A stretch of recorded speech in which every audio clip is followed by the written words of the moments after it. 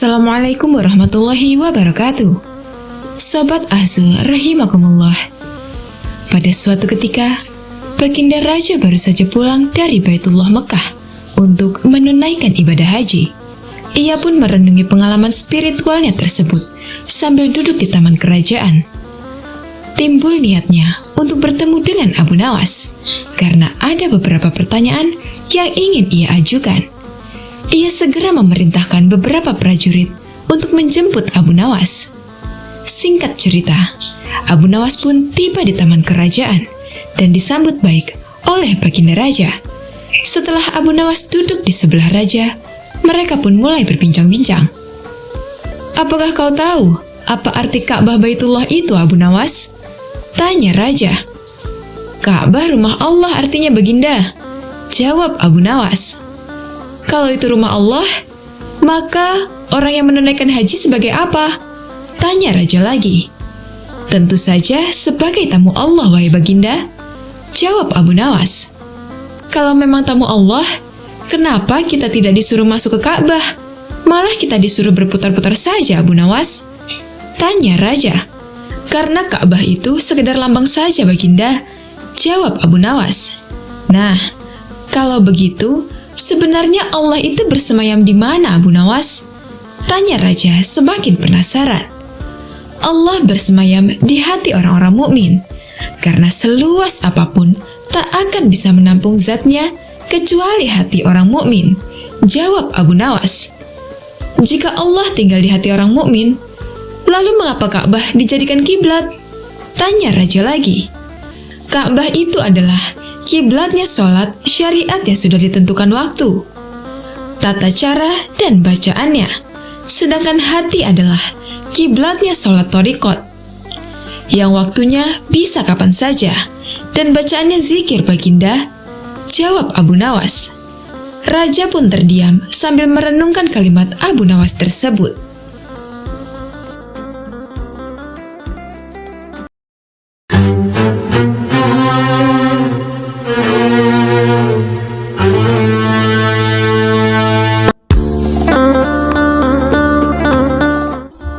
Assalamualaikum warahmatullahi wabarakatuh.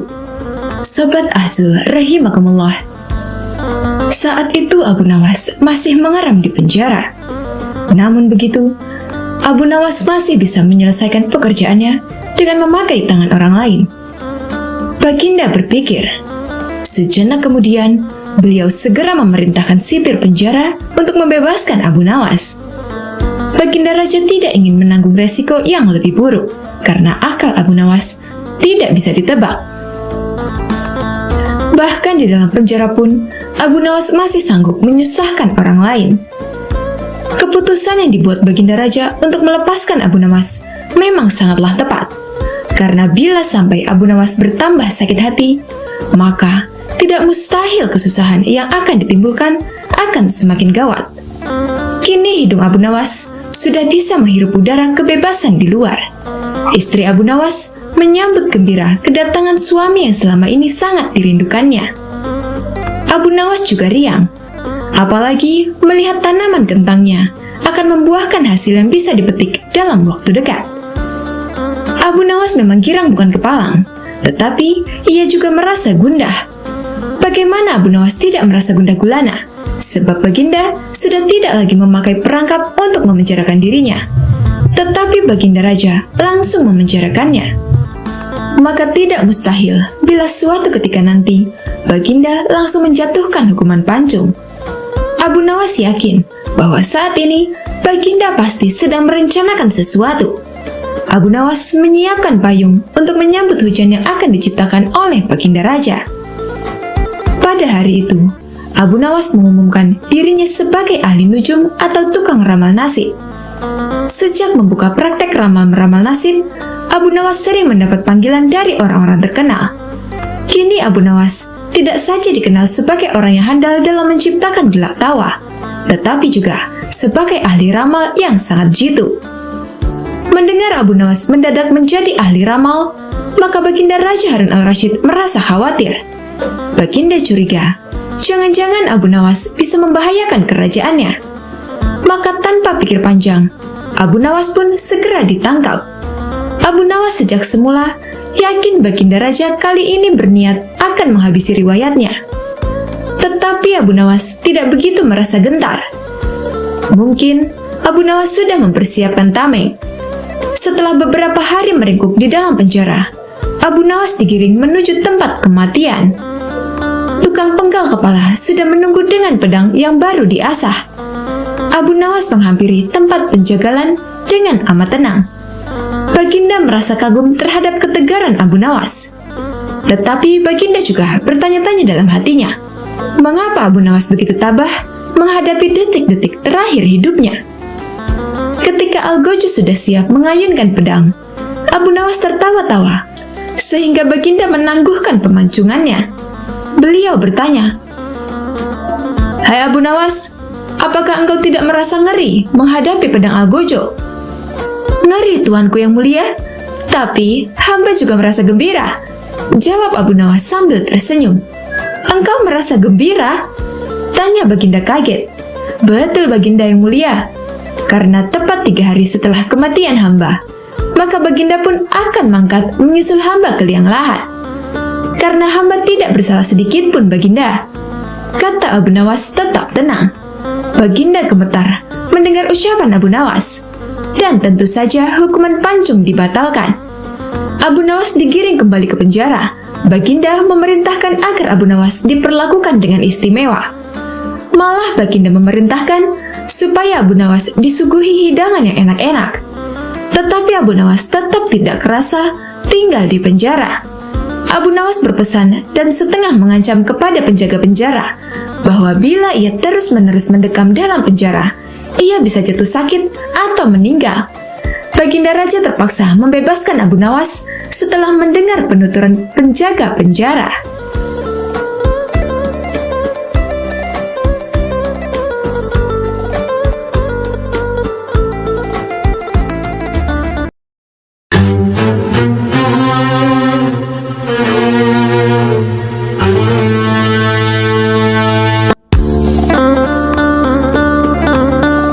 Assalamualaikum warahmatullahi wabarakatuh. Sobat Azul rahimakumullah.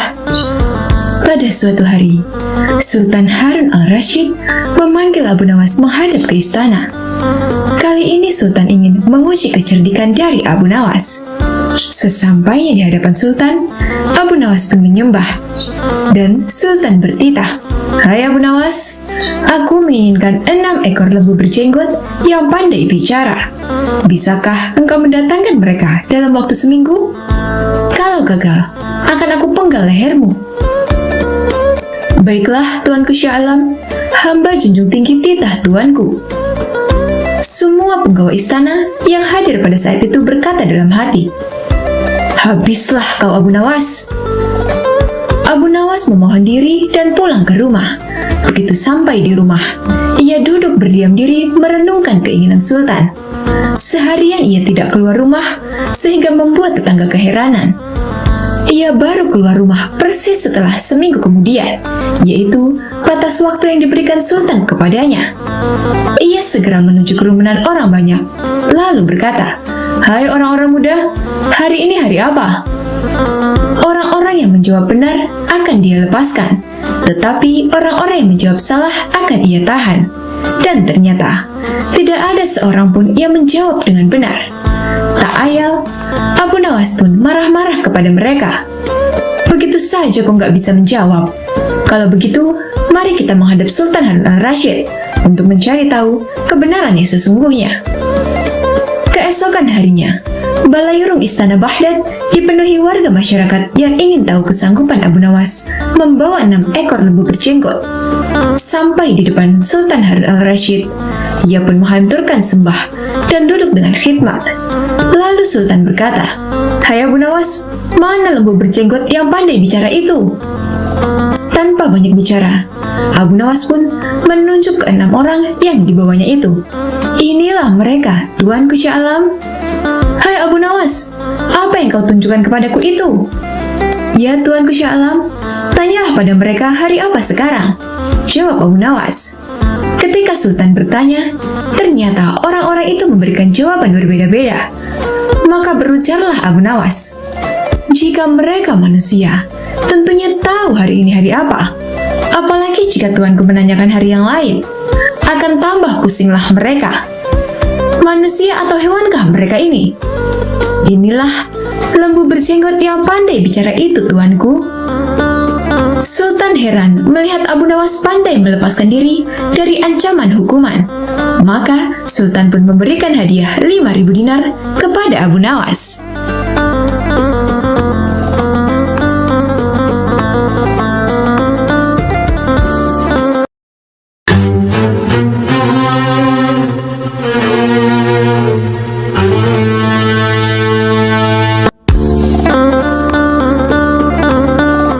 Assalamualaikum warahmatullahi wabarakatuh. Sobat Azul rahimakumullah. Abu Nawas dikenal sebagai mubaligh oleh tetangga dan warga sekitarnya. Dan tak jarang ada orang yang berkunjung ke rumahnya hanya sekedar bersilaturahmi dan meminta petunjuk agar usaha yang dijalankannya berjalan lancar dan diridhoi Allah Subhanahu wa taala. Namun satu hal, pesan dari Abu Nawas ini, bahwa Abu Nawas tak bisa memberikan janji. Hanya saja dirinya mengingatkan agar selalu ingat kepada Allah Subhanahu wa taala dengan jalan bersedekah. Hari Jumat telah tiba. Abu Nawas yang ditunjuk menjadi imam sekaligus khotib untuk memberikan ceramah pun bersiap berangkat ke masjid. Abu Nawas segera mandi dan berpakaian rapi. Setelah berpamitan dengan istrinya, Abu Nawas lalu melangkahkan kakinya menuju masjid. Tak lama kemudian, terdengar suara azan. Untuk umat Islam, khususnya laki-laki, berbondong-bondong menuju masjid dan meninggalkan segala jenis aktivitasnya. Para warga sangat senang dan antusias sekali, karena biasanya ceramah dari Abu Nawas ini sangat sesuai dengan situasi terkini. Namun belum lama, Abu Nawas berkhutbah, dilihatnya banyak para jemaah, banyak yang mengantuk, bahkan ada yang tertidur. Melihat hal itu, Abu Nawas berteriak, "Api, api, api!" ujar Abu Nawas dengan keras. Kontan saja para jemaah terbangun kaget, menoleh kiri dan kanan, mendengar teriakan Abu Nawas itu. Sebagian malah ada yang hanya saling pandang saja. "Di mana apinya? Di mana?" teriak jemaah.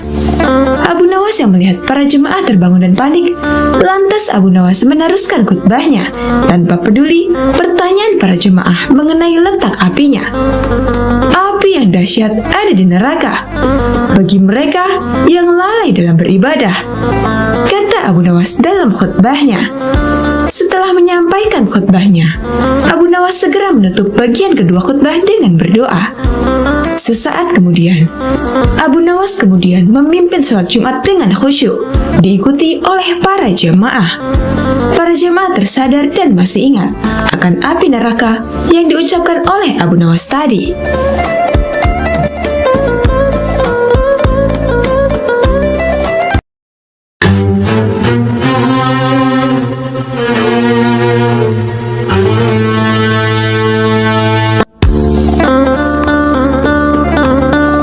Assalamualaikum warahmatullahi wabarakatuh.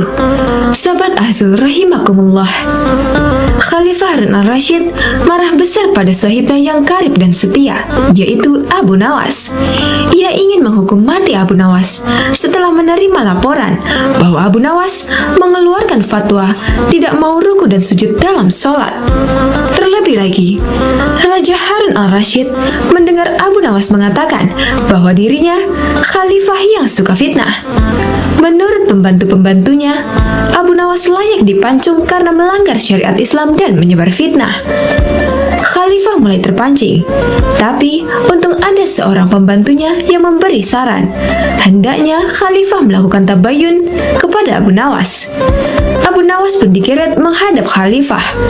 Kini ia menjadi pesakitan. "Hai Abu Nawas, benar kamu berpendapat tidak ruku dan sujud dalam sholat?" tanya Khalifah Ketus. Abu Nawas menjawab dengan tenang, "Benar saudaraku." Khalifah kembali bertanya dengan nada suara yang lebih tinggi, "Benar, kamu berkata kepada masyarakat bahwa aku, Harun al-Rashid, adalah seorang khalifah yang suka fitnah." Abu Nawas menjawab, "Benar saudaraku." Khalifah berteriak dengan suara menggelegar, "Kamu memang pantas dihukum mati karena melanggar syariat Islam dan menebarkan fitnah tentang khalifah." Abu Nawas tersenyum seraya berkata, "Saudaraku, memang aku tidak menolak bahwa aku telah mengeluarkan dua pendapat tadi. Tapi, sepertinya kabar yang sampai padamu tidaklah lengkap. Kata-kataku dipelintir, dijagal, seolah-olah aku berkata salah." Khalifah berkata dengan ketus, "Apa maksudmu? Jangan membela diri. Kau telah mengaku dan mengatakan kabar itu benar adanya." Abu Nawas beranjak dari duduknya dan menjelaskan dengan tenang, "Saudaraku, aku memang berkata rukuk dan sujud tidak perlu dalam sholat. Tapi dalam sholat apa? Waktu itu, aku menjelaskan tata cara sholat jenazah yang memang tidak perlu rukuk dan sujud." "Bagaimana soal aku yang suka fitnah?" tanya Khalifah. Abu Nawas menjawab dengan senyum, "Kala itu, aku sedang menjelaskan tafsir ayat 28 surah Al-Anfal yang berbunyi, 'Ketahuilah bahwa kekayaan dan anak-anakmu hanyalah ujian bagimu.' Sebagai seorang khalifah dan seorang ayah, Anda sangat menyukai kekayaan dan anak-anak. Berarti Anda suka fitnah atau ujian itu." Mendengar penjelasan Abu Nawas yang sekaligus kritikan, Khalifah Harun al-Rashid tertunduk malu, menyesal, dan sadar. Rupanya, kedekatan Abu Nawas dengan Raja Harun al-Rashid menyulut iri dan dengki di antara pembantu-pembantunya. Abu Nawas memanggil Khalifah dengan "Ya akhi" atau saudaraku. Hubungan di antara mereka bukan antara tuan dan hamba. Pembantu-pembantu Khalifah yang hasut ingin memisahkan hubungan akrab tersebut dengan memutarbalikkan berita.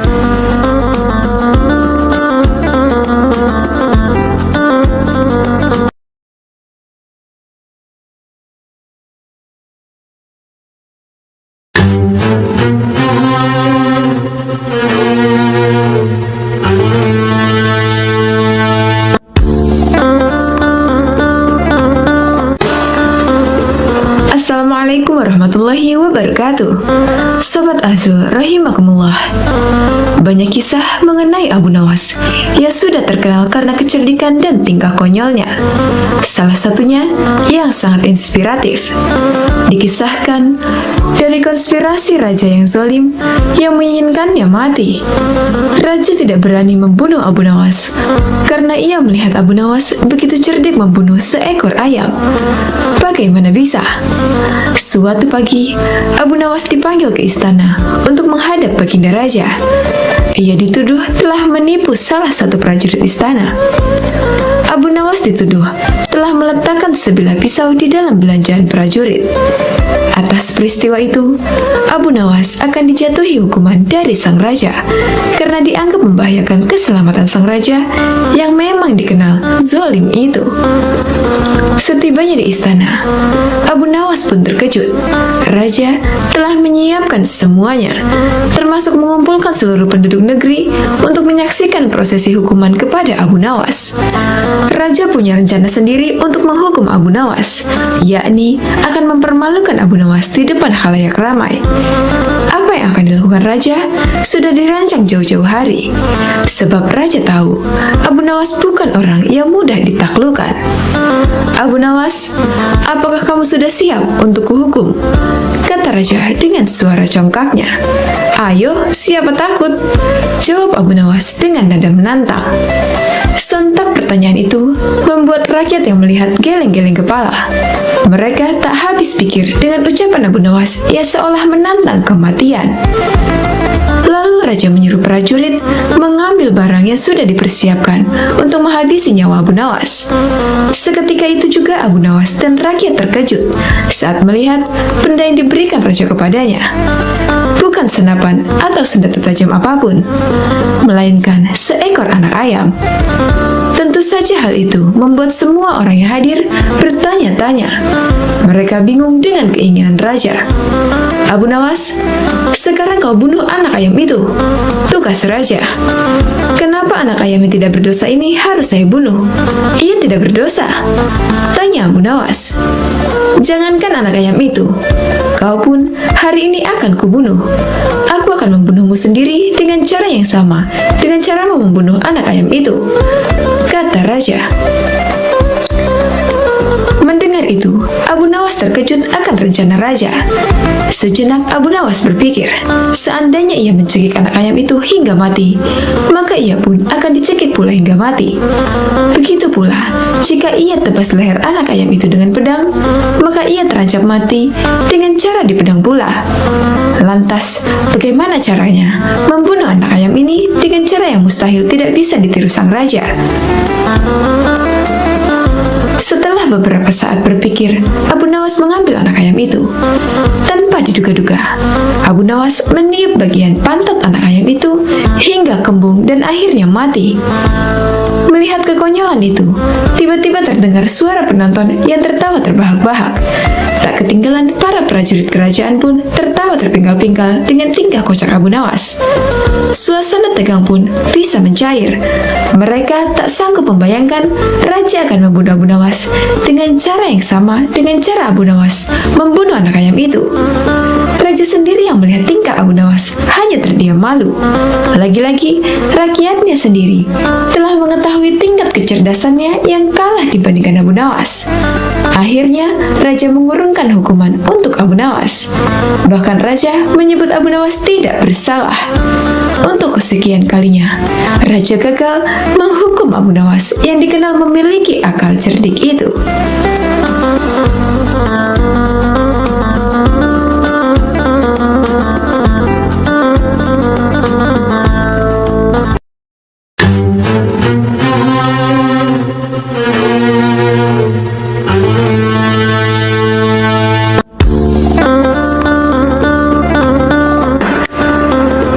Assalamualaikum warahmatullahi wabarakatuh. Sobat Azul rahimakumullah. Pada suatu hari yang cerah, Raja Harun al-Rasyid dan pengikutnya meninggalkan istana untuk berburu. Namun di tengah perjalanan, Abu Jahil menyusul dengan terengah-engah di atas kudanya.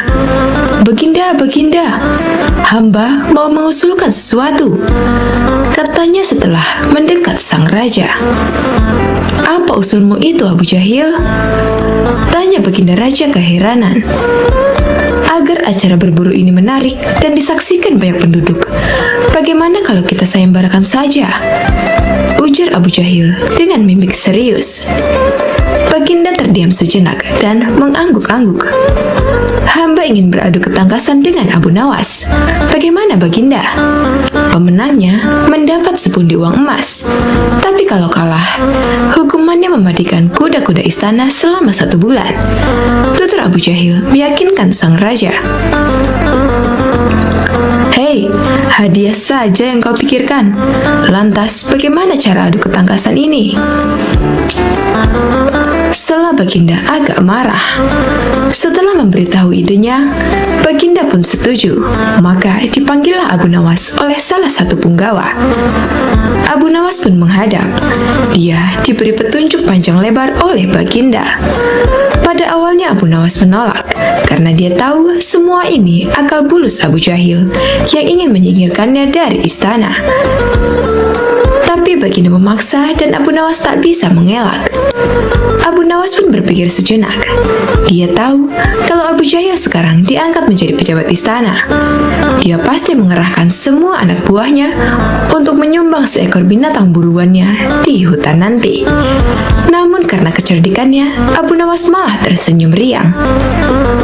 Abu Jahil yang melihat perubahan raut muka Abu Nawas menjadi penasaran. Batinnya berkata, tak mungkin Abu Nawas mengalahkan dirinya kali ini. Akhirnya Baginda menggiring mereka ke tengah alun-alun istana. Raja dan segenap rakyat menunggu siapa yang bakal memenangkan lomba berburu ini. Trompet tanda mulai adu ketangkasan pun ditiup oleh Perdana Menteri. Abu Jahil segera memacu kudanya secepat kilat menuju hutan belantara di pinggir istana. Anehnya, Abu Nawas memacu kudanya sedang-sedang saja, sehingga diteriaki oleh para penonton.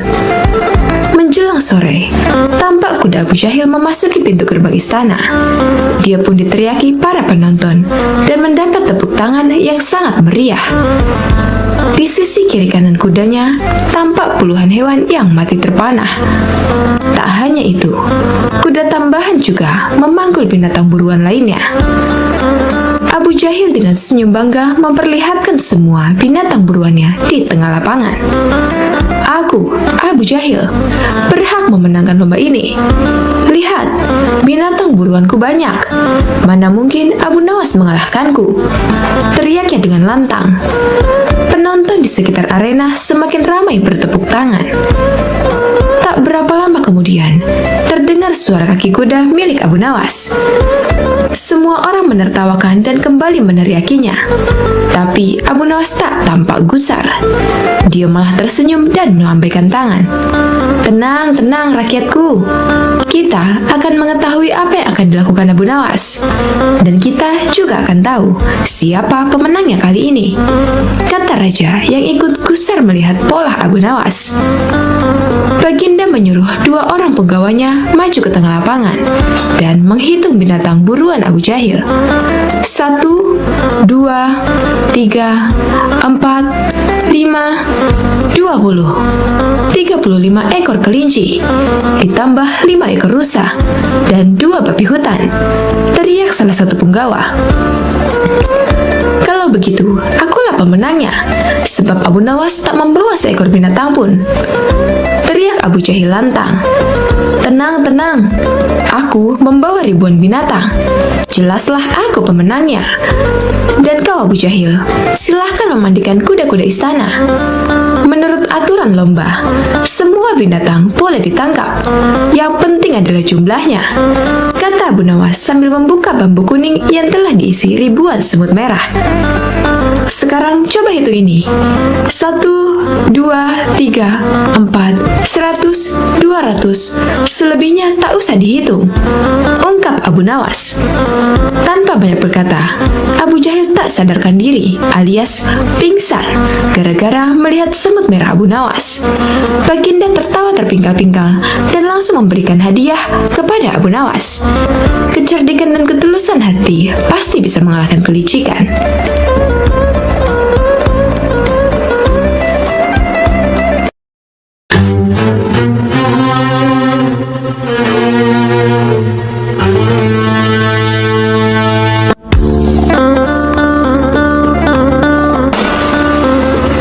Assalamualaikum warahmatullahi wabarakatuh.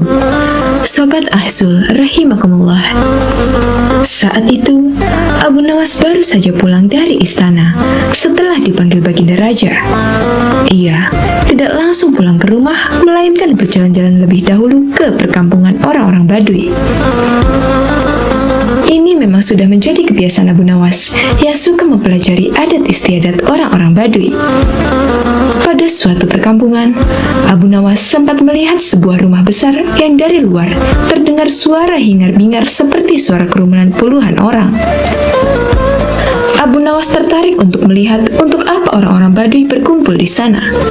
Ternyata di rumah besar itu adalah tempat orang Baduy menjual bubur. Haris, yaitu bubur khas makanan para petani. Tapi Abu Nawas tidak segera masuk ke rumah besar itu. Merasa lelah dan ingin beristirahat, maka ia terus berjalan ke arah pinggiran desa.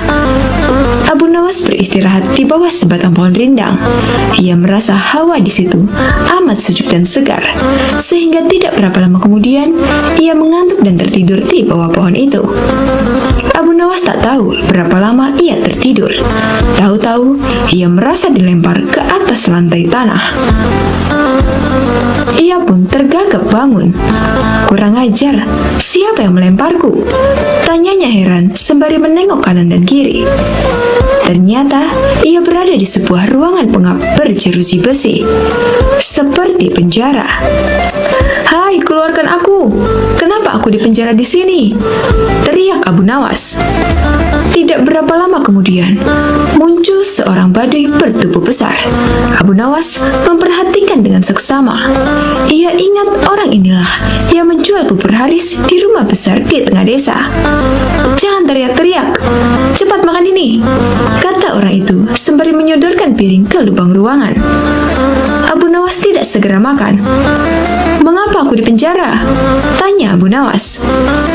"Kau akan kami sembelih dan akan kami jadikan campuran bubur Haris." "Hah? Jadi yang kau jual di tengah desa itu bubur manusia?" "Tepat, itulah makanan favorit kesukaan kami." "Kami? Jadi kalian sekampung suka makan daging manusia?" "Iya, termasuk dagingmu, sebab besok pagi kau akan kami sembelih." "Sejak kapan kalian makan daging manusia?"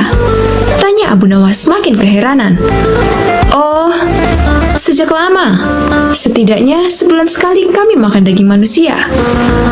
"Dari mana saja kalian dapatkan daging manusia?" "Kami tidak mencari kemana-mana. Hanya setiap kali ada orang masuk atau lewat di desa kami, pasti kami tangkap dan akhirnya kami sembelih untuk dijadikan bubur." Abu Nawas diam sejenak. Ia berpikir keras, bagaimana caranya bisa meloloskan diri dari bahaya maut ini. Ia merasa heran kenapa Baginda tidak mengetahui bahwa di wilayah kekuasaannya ada kanibalisme. Ada manusia makan manusia. Barangkali para menteri hanya melaporkan hal yang baik-baik saja. Mereka tidak mau bekerja keras untuk memeriksa keadaan penduduk, pikir Abu Nawas. Baginda harus mengetahui hal seperti ini secara langsung. Kalau perlu. Setelah memberi makan berupa bubur, badui itu meninggalkan Abu Nawas.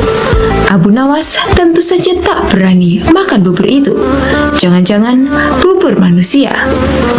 Ia menahan lapar semalaman tak tidur. Tubuhnya yang kurus makin nampak kurus. Esok harinya, badui itu datang lagi. "Bersiaplah, sebentar lagi kau akan mati." Abu Nawas berkata, "Tubuhku ini kurus. Kalaupun kau sembelih aku, kau tidak akan memperoleh daging yang banyak. Kalau kau setuju, nanti sore akan kubawakan temanku yang bertubuh gemuk. Dagingnya bisa kalian makan selama 5 hari. Benarkah?" tanya badui itu. "Aku tidak pernah bohong," kata Abu Nawas meyakinkannya. Orang badui itu diam sejenak. Ia menatap tajam ke arah Abu Nawas. Entah kenapa akhirnya orang badui itu mempercayai dan melepaskan Abu Nawas. Abu Nawas langsung pergi ke istana menghadap Baginda Raja. Setelah berbasa-basi, maka Baginda bertanya kepada Abu Nawas, "Ada apa, Abu Nawas? Kau datang tanpa kupanggil?" "Ampun tuanku, hamba baru saja pulang dari suatu desa yang aneh." "Desa aneh? Apa keanehannya?" tanya Baginda ingin tahu. Di desa tersebut, ada orang menjual bubur Haris yang khas dan sangat lezat. Di samping itu, hawa di desa itu benar-benar sejuk dan segar, Baginda, kata Abu Nawas. "Aku ingin berkunjung ke desa itu. Pengawal, siapkan pasukan," kata Baginda. "Ampun tuanku, jangan membawa pengawal. Tuanku harus menyamar jadi orang biasa," pujuk Abu Nawas. "Tapi ini demi keselamatanku sebagai seorang raja." "Ampun tuanku, jika bawa-bawa tentara, maka orang desa akan ketakutan, dan tuanku tak akan dapat melihat orang menjual bubur khas itu." "Baiklah, kapan kita berangkat?" "Sekarang juga tuanku, supaya nanti sore kita sudah datang di perkampungan itu." Demikianlah Baginda dengan menyamar sebagai seorang biasa mengikuti Abu Nawas ke perkampungan orang-orang Badui kanibal. Abu Nawas mengajak Baginda masuk ke rumah besar tempat orang-orang makan bubur. Di sana mereka membeli bubur. Baginda memakan bubur itu dengan lahapnya. "Betul katamu, bubur ini memang lezat," kata Baginda setelah makan. "Kenapa buburmu tidak kau makan, Abu Nawas?" "Hamba masih kenyang," kata Abu Nawas sambil melirik dan berkedip ke arah penjual bubur. Setelah makan, Baginda diajak ke tempat pohon rindang yang hawanya sejuk.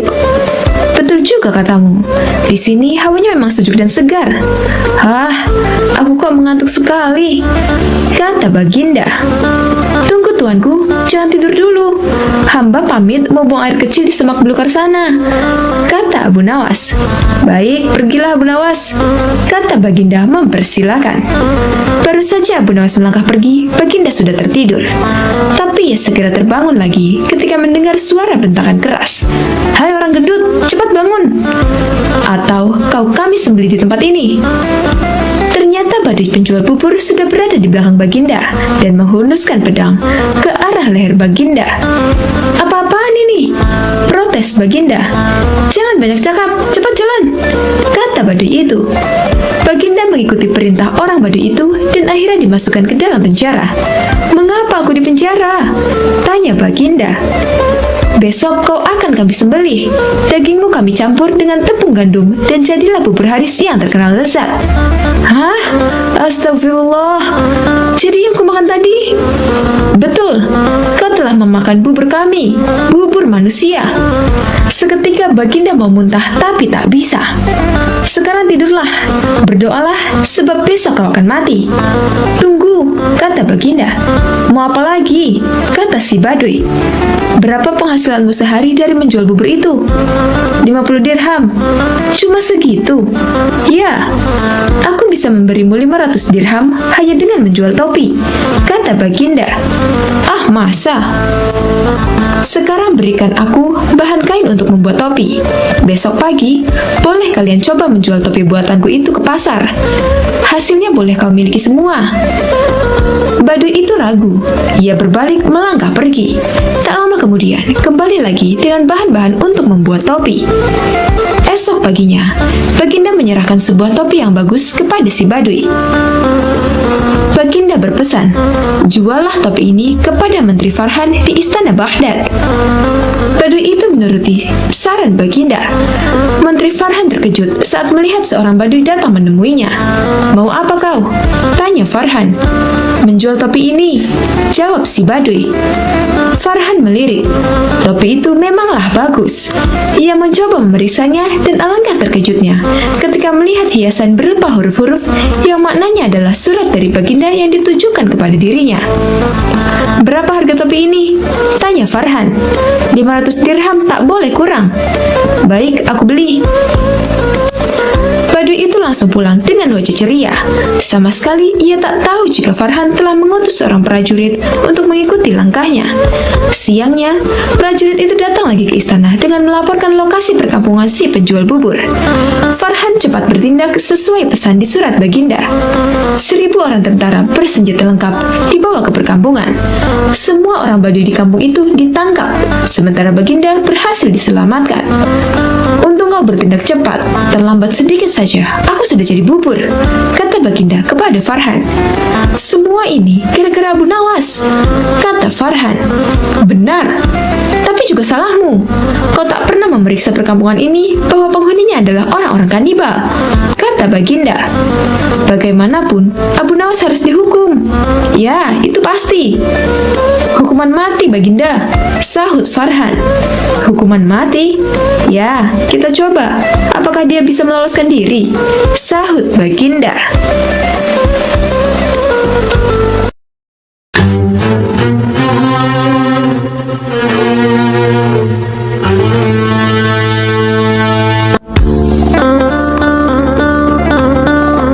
Assalamualaikum warahmatullahi wabarakatuh. Sobat Ahzul rahimakumullah. Alkisah, ada seorang ahli yoga yang sangat membenci Abu Nawas. Maka dengan segala cara dia memperdaya Abu Nawas, hingga akhirnya mempunyai ide untuk mengajak seorang pendeta untuk bersekongkol. Setelah mencapai kata sepakat antara pendeta dan ahli yoga, mereka berangkat menemui Abu Nawas di kediamannya. Ketika mereka datang, Abu Nawas sedang melakukan sholat duha.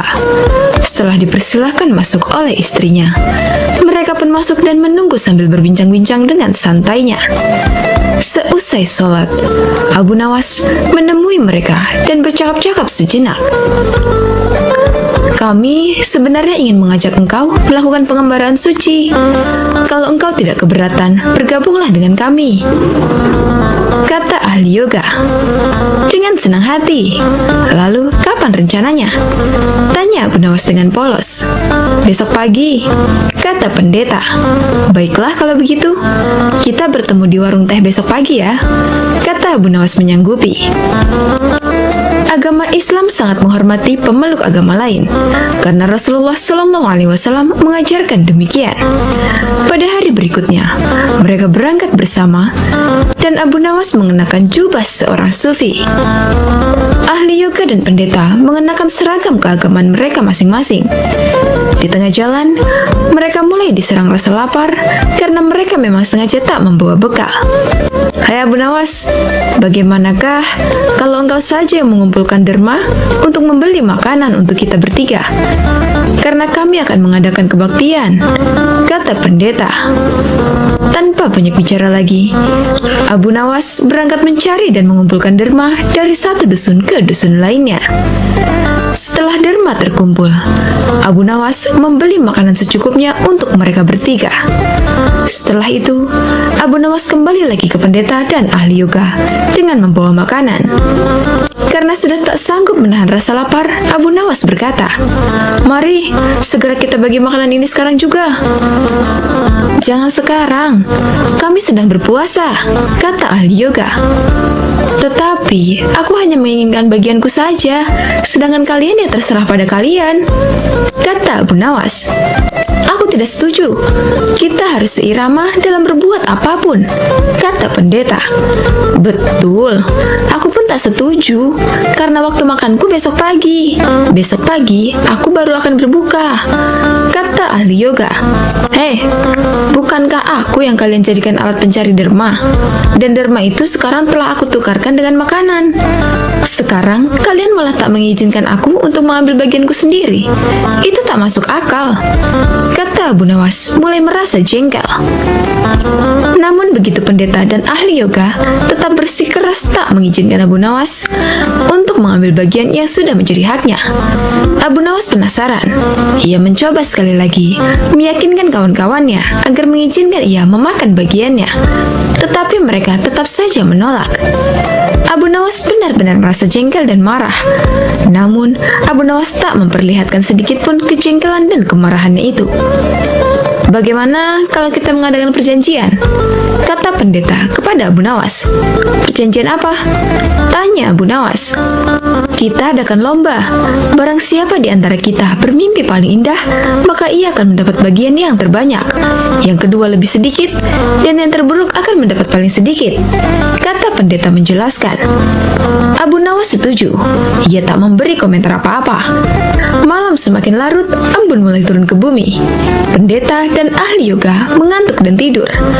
Abu Nawas tak bisa tidur karena perutnya lapar. Dia hanya berpura-pura tidur saja untuk mengelabui kawannya. Setelah merasa yakin kawan-kawannya sudah tertidur lelap, Abu Nawas menghampiri makanan itu. Tanpa pikir dua kali, Abu Nawas memakan habis makanan itu hingga tak tersisa sedikit pun. Setelah kenyang, barulah Abu Nawas bisa tidur. Keesokan harinya, mereka bangun hampir bersamaan. Ahli yoga dengan wajah yang berseri-seri pun bercerita, "Tadi malam, aku bermimpi memasuki sebuah taman yang mirip sekali dengan nirwana. Aku merasakan kenikmatan yang belum pernah kurasakan sebelumnya dalam hidup ini." Pendeta mengatakan bahwa mimpi ahli yoga benar-benar menakjubkan, benar-benar luar biasa. Kini giliran pendeta yang bercerita. "Aku seolah-olah menembus ruang dan waktu, dan ternyata memang benar. Aku tak sengaja berhasil menyusup ke masa silam di mana pendiri agamaku hidup. Aku bertemu dengan beliau, dan yang lebih membahagiakan adalah aku diberkatinya." Ahli yoga juga memuji-muji kehebatan mimpi pendeta. Abu Nawas hanya terdiam. Ia bahkan tak tertarik sedikit pun. Karena Abu Nawas belum buka mulut juga, pendeta dan ahli yoga mulai menanyakan mimpi Abu Nawas.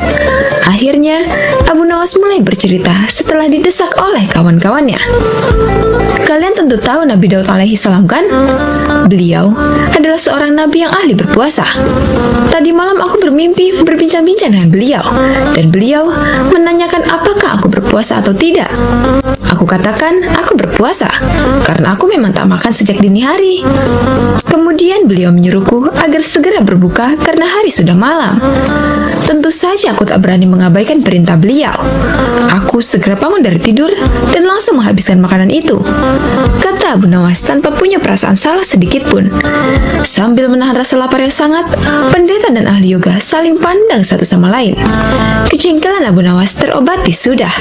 Kini mereka berdua sadar bahwa mempermainkan Abu Nawas sama halnya dengan menyusahkan diri sendiri.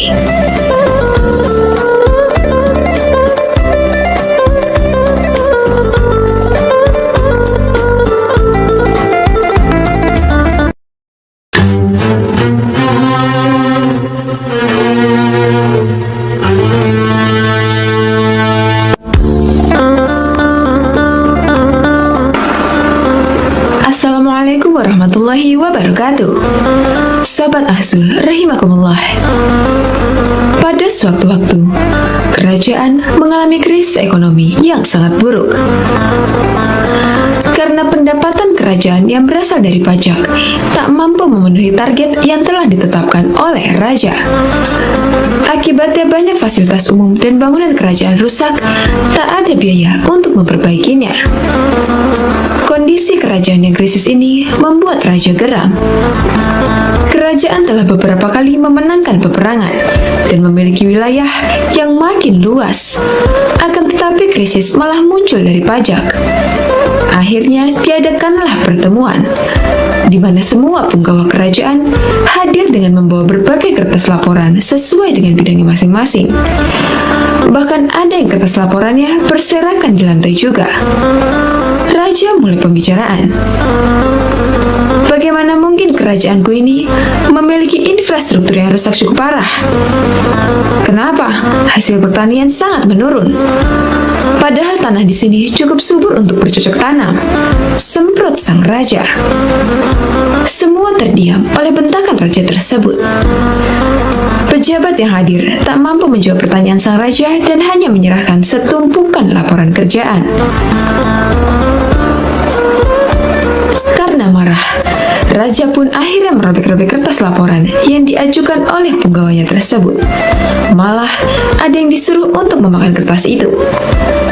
Abu Nawas yang juga hadir dalam pertemuan tersebut juga tak mampu berbuat banyak oleh bentakan sang raja. Namun, sesaat kemudian, sang raja memerintahkan Abu Nawas yang telah dipercayanya untuk menggantikan para petugas pajak itu menghitung penerimaan pajak kerajaan. Dalam kondisi tertekan, akhirnya Abu Nawas pun memenuhi perintah baginda raja. Semua punggawa lain terheran-heran dengan ulah Abu Nawas ini. Bagaimana tidak, semuanya sangat tertekan. Abu Nawas malah membawa sepotong roti ke hadapan baginda raja. Apakah dirimu akan menyuapku dengan roti itu, wahai Abu Nawas? Bentak sang raja. Bukan begitu, wahai paduka raja yang mulia. Laporan keuangan yang saya kerjakan semuanya tercatat pada roti ini. Jawab Abu Nawas enteng. Apakah maksudmu? Kau jangan mencoba berpura-pura gila di hadapanku, Abu Nawas. Bentak baginda raja dengan kesal. Paduka, usiaku sudah cukup lanjut. Aku tak akan kuat makan kertas-kertas laporan yang nantinya Anda sobek dan menyuruhku untuk memakannya. Jadi semua laporan aku pindahkan pada roti ini. Jawab Abu Nawas. Sebuah teguran yang sangat halus dari Abu Nawas agar baginda raja lebih bijaksana dalam memimpin kerajaan. Sejak saat itu pula, baginda raja tersadar bahwa tindakannya tak benar dan sangat keterlaluan karena harus menyuruh memakan kertas laporan dari pejabat-pejabatnya. Bersama dengan para cendekiawan kerajaan lain, akhirnya raja merumuskan perundang-undangan perpajakan yang lebih memihak kepada rakyat.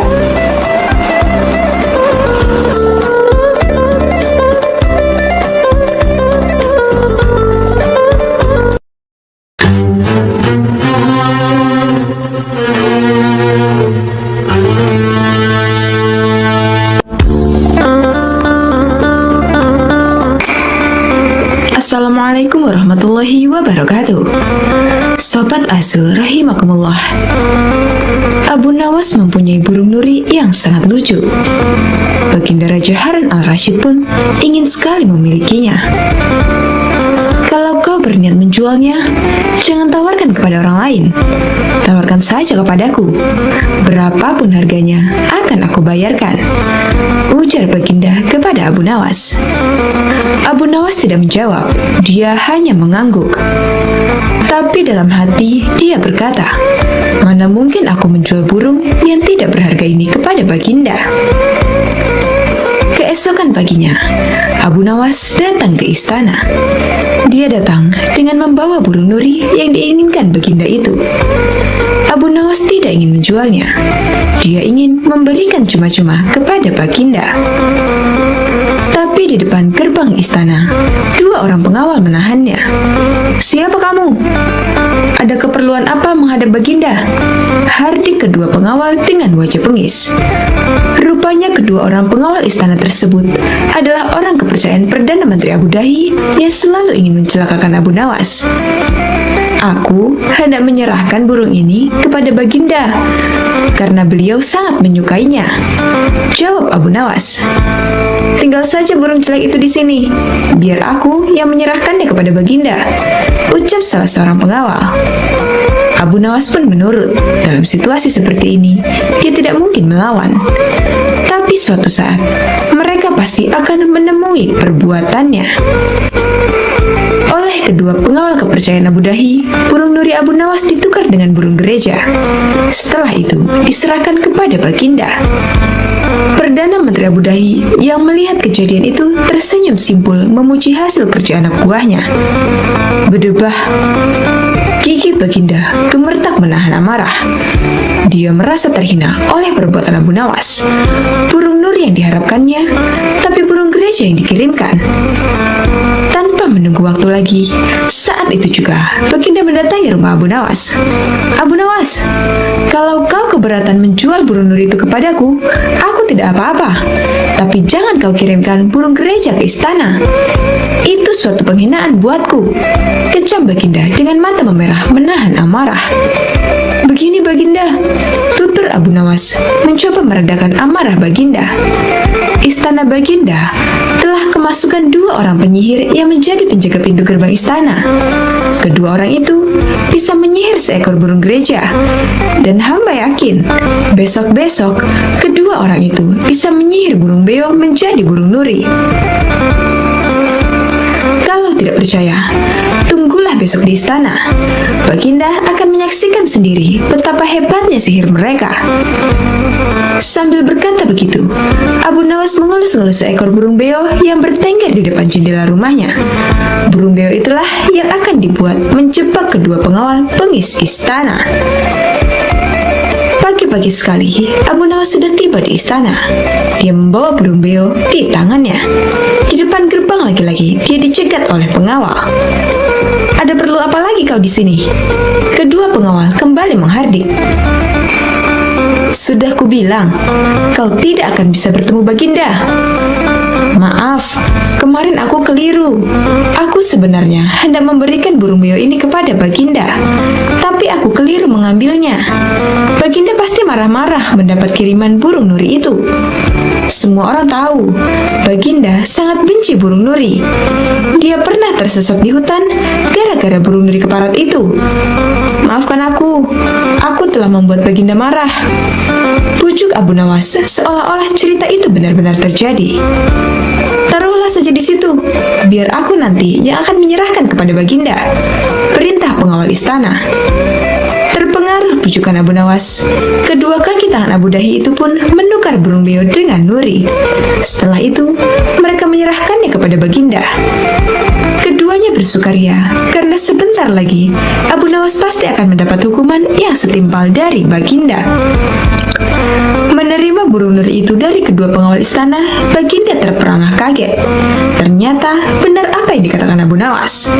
Kedua pengawal ini bisa menyihir, alias menggelapkan barang yang bukan haknya. Ini nurinya, mana beonya? Sindir Baginda yang langsung membuat wajah kedua pengawal itu pucat pasi. Belum sempat Saat kedua pengawal itu menjawab, Baginda langsung menitahkan perintah yang tak disangka-sangka. Karena hasil kerja yang sangat bagus, kalian berdua aku beri hadiah hukuman cambuk masing-masing 50 kali. Perdana Menteri Abu Dhahi yang menyaksikan kejadian itu kini hanya bisa tertunduk lesu.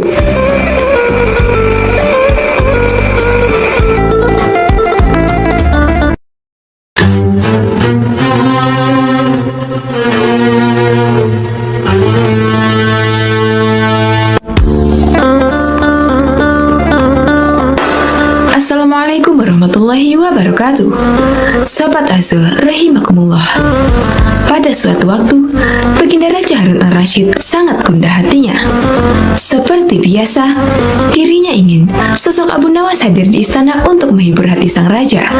Namun, setelah beberapa kali dipanggil, Abu Nawas belum juga menampakkan batang hidungnya.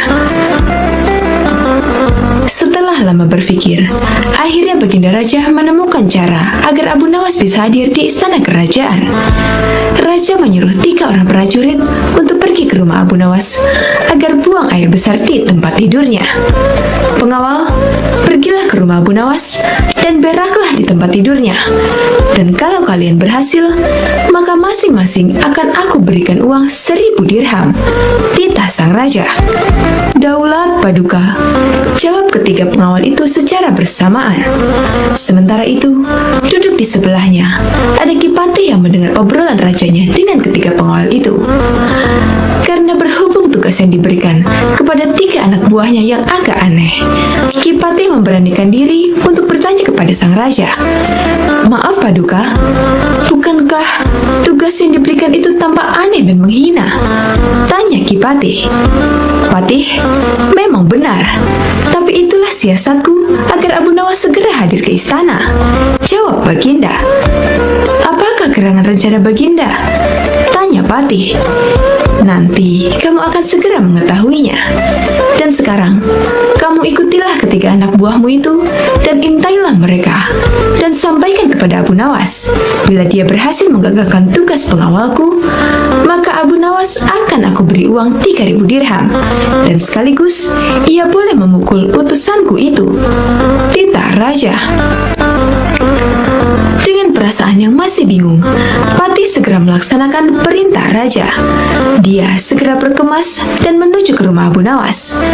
Tidak berapa lama kemudian, utusan Baginda Raja Harun al-Rashid sudah tiba di depan pintu rumah Abu Nawas. Kami diutus oleh Baginda Raja untuk buang air besar di tempat tidurmu. Karena ini perintah raja, kamu tidak boleh menolak, kata salah satu utusan itu. Saya sama sekali tidak keberatan. Silakan saja kalau kalian mampu melaksanakan perintah raja, jawab Abu Nawas dengan santainya. Sungguh? Tanya utusan raja. Ya, silakan saja, sahut Abu Nawas. Abu Nawas mengawasi orang-orang itu beranjak ke tempat tidurnya dengan geram. Berak di tempat tidurku? Betul-betul kelewatan, gumam Abu Nawas dalam hatinya. Abu Nawas memutar otaknya bagaimana caranya agar para utusan itu mengurungkan niatnya. Setelah berpikir beberapa saat, Abu Nawas akhirnya menemukan cara untuk menggagalkan tugas para utusan itu. Pada saat para utusan itu hendak bersiap-siap buang air besar, mendadak Abu Nawas berkata di balik jendela kamar, "Hai para utusan raja, ada yang lupa saya sampaikan kepada kalian," kata Abu Nawas. "Apa itu?" tanya salah satu utusan raja. "Saya ingatkan supaya kalian jangan melebihi perintah Baginda Raja.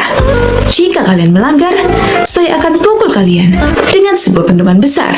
Dan setelah itu, saya akan laporkan kepada Baginda bahwa kalian melanggar perintahnya," jawab Abu Nawas dengan serius. Dengan cekatan, Abu Nawas segera mengambil sebatang kayu besar yang ada di dapur rumahnya. Bahkan, kini Abu Nawas sudah mengambil pentungan kayu besar itu. "Hei, apa maksudmu tadi Abu Nawas?" tanya salah satu utusan. "Ingat, perintah raja hanya buang air besar saja dan tidak boleh lebih dari itu," jawab Abu Nawas. "Iya benar," jawab utusan itu. "Aku ulangi lagi, hanya buang air besar saja, tidak boleh lebih. Ingat, tidak boleh kencing, tidak boleh buka celana, tidak boleh cebok, hanya buang air besar saja, tegas Abu Nawas dengan seriusnya. Mana mungkin? Itu tidak mungkin. Kami juga harus buka celana dan kencing, jawab salah satu utusan. Aku akan pukul kalian sekeras-kerasnya jika kalian melanggar perintah raja, sahut Abu Nawas. Para utusan itu saling pandang kebingungan dengan ucapan Abu Nawas.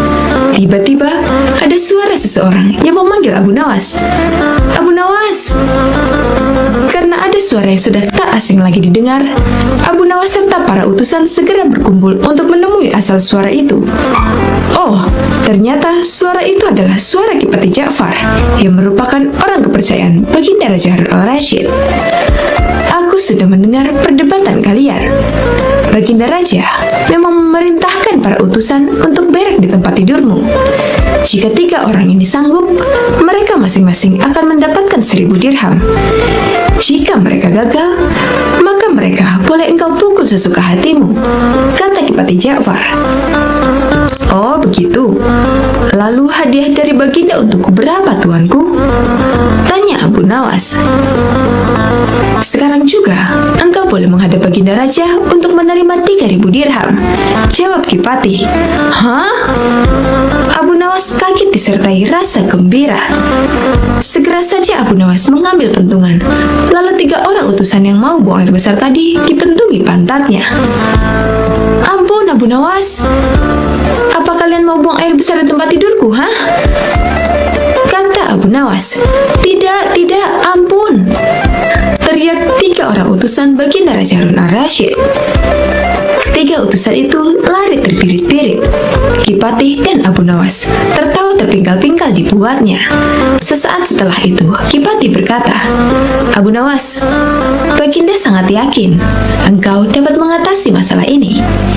Baginda memang menginginkan kehadiranmu di istana untuk menghibur hatinya yang saat ini sedang gundah gulana. Abu Nawas menyetujui permintaan Tuanku Ja'far, dan mereka segera berangkat menuju istana setelah semua persiapan dilakukan.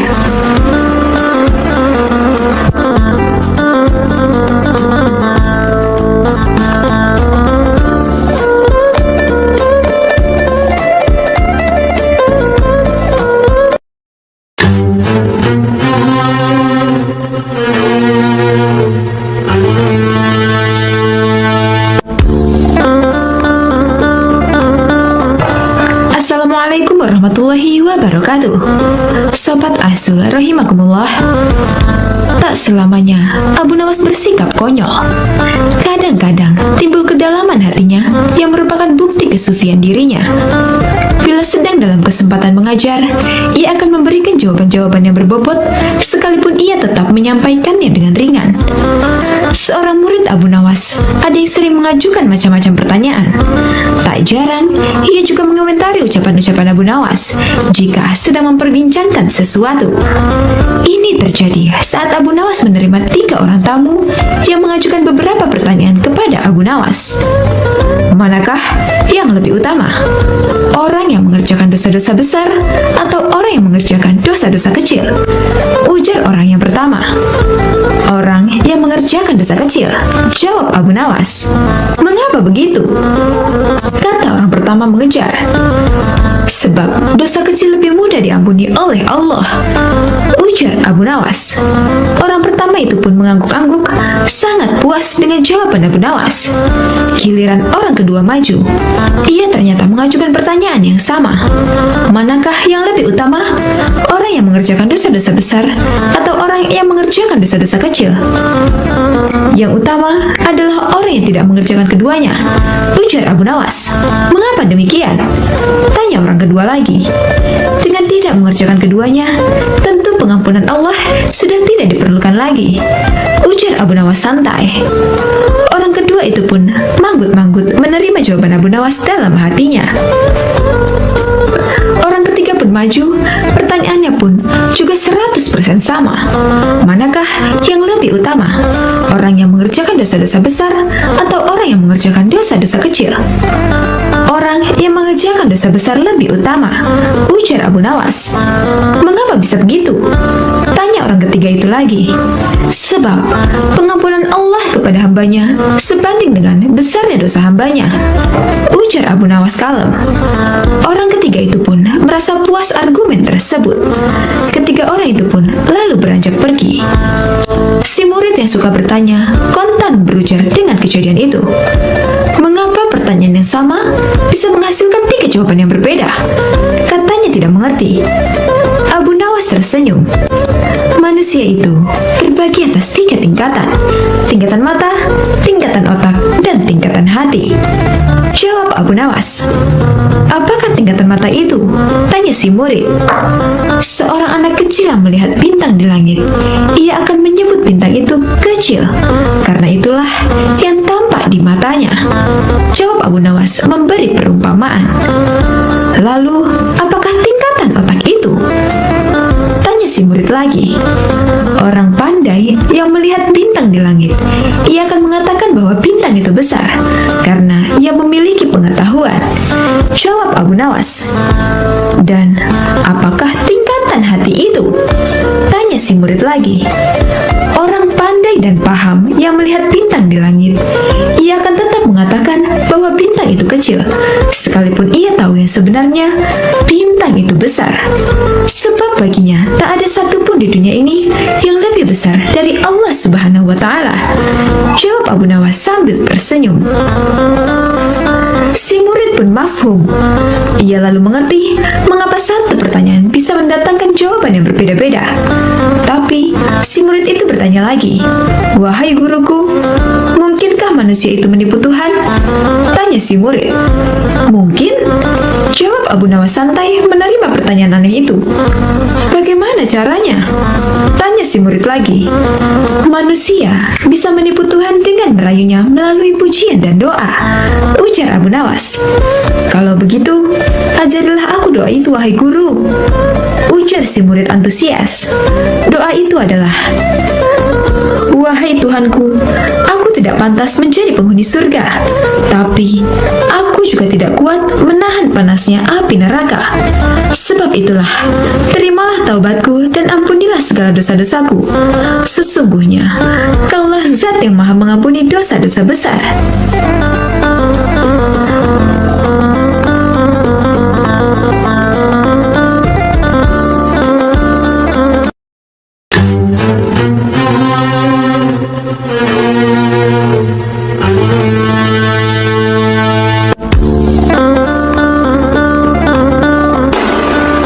Assalamualaikum warahmatullahi wabarakatuh.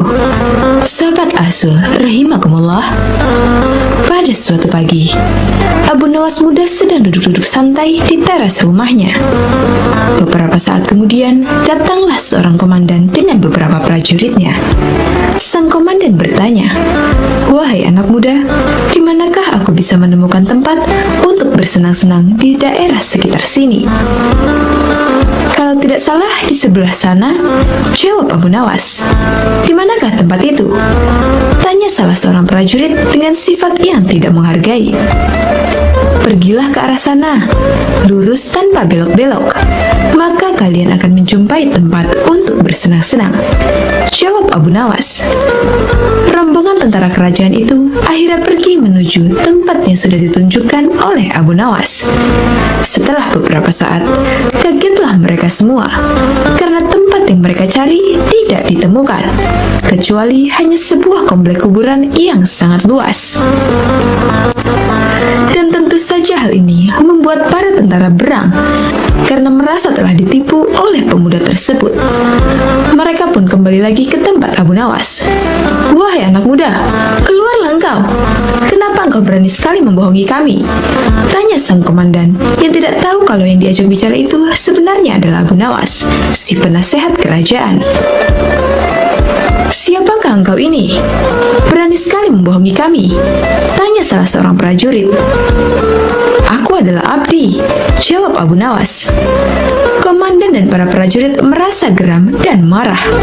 "Prajurit, tangkap dia!" seru komandan. "Engkau akan aku bawa ke panglima kami," kata komandan. "Oh, rupanya Akhirnya Abu Nawas hendak dihadapkan ke Panglima kerajaan mereka. "Wahai Panglima, kami telah menangkap seorang pembohong yang berani membohongi pasukan kerajaan," kata komandan. "Alangkah lancangnya si pemuda ini, karena sudah berani berbohong," lanjut komandan. Panglima bersikap biasa saja, malah dia bahkan memerintahkan kepada prajurit untuk melepaskan borgol yang ada di tangan Abu Nawas.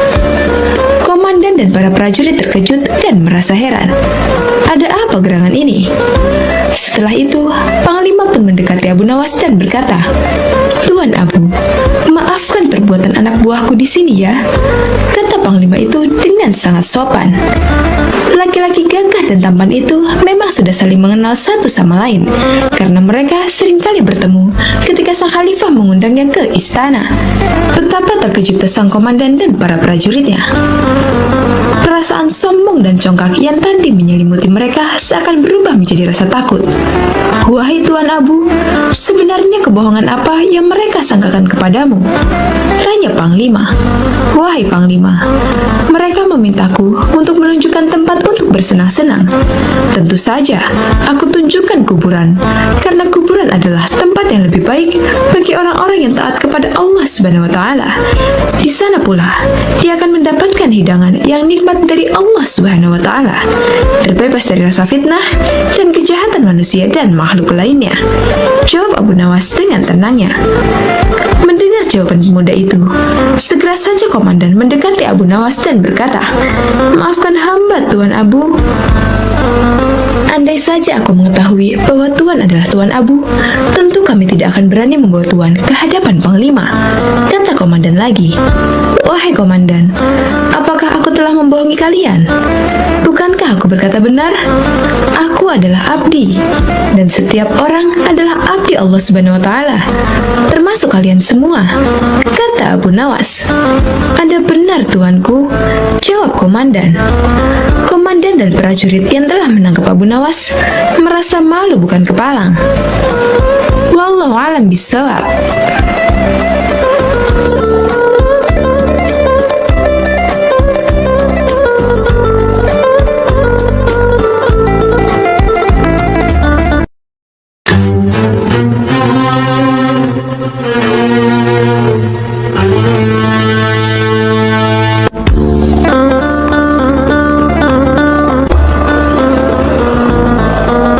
Assalamualaikum warahmatullahi wabarakatuh. Sahabat Azul rahimakumullah. Baginda Raja Harun al-Rasyid mempunyai dua orang putra dari permaisurinya. Putra pertama bernama Al-Amin dan putra kedua bernama Al-Makmun.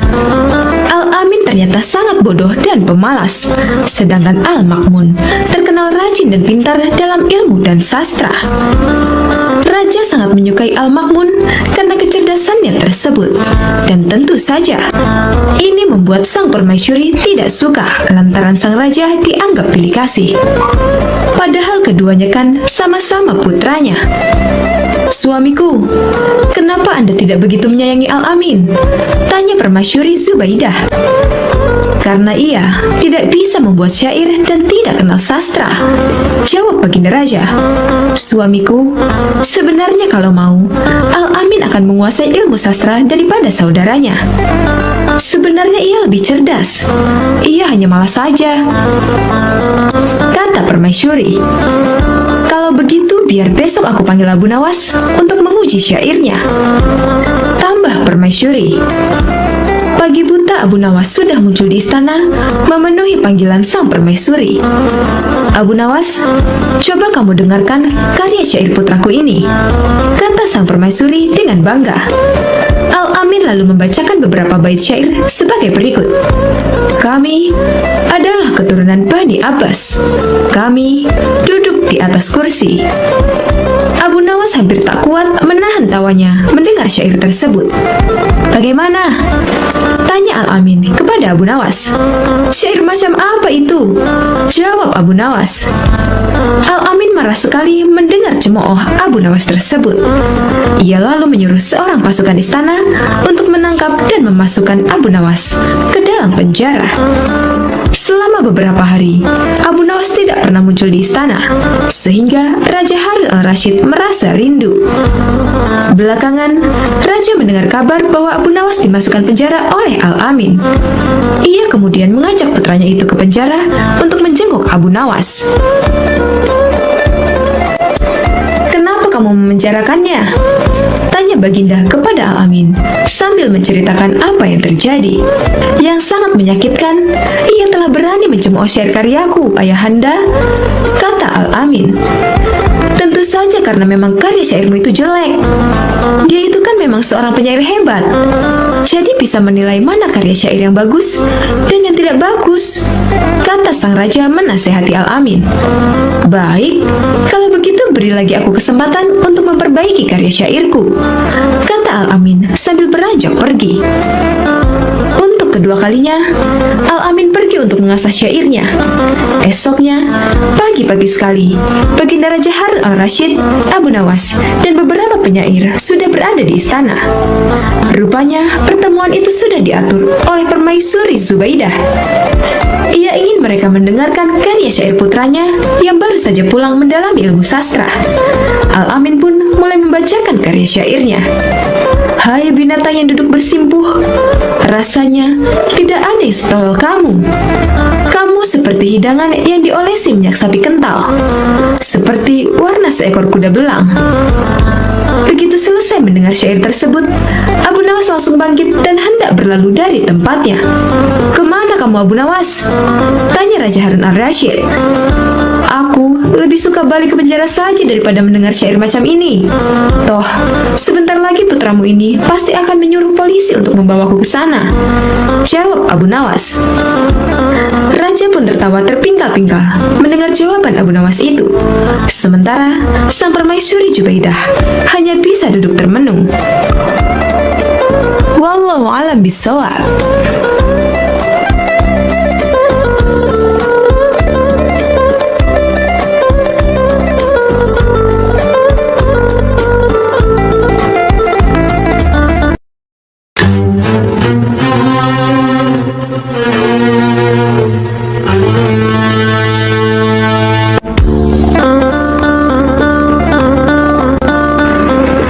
Assalamualaikum warahmatullahi wabarakatuh.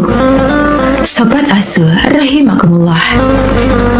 Abu Nawas mendengar bahwa di negeri seberang ada sebuah kerajaan yang aman, adil, makmur, dan sentosa karena dipimpin raja yang bijaksana.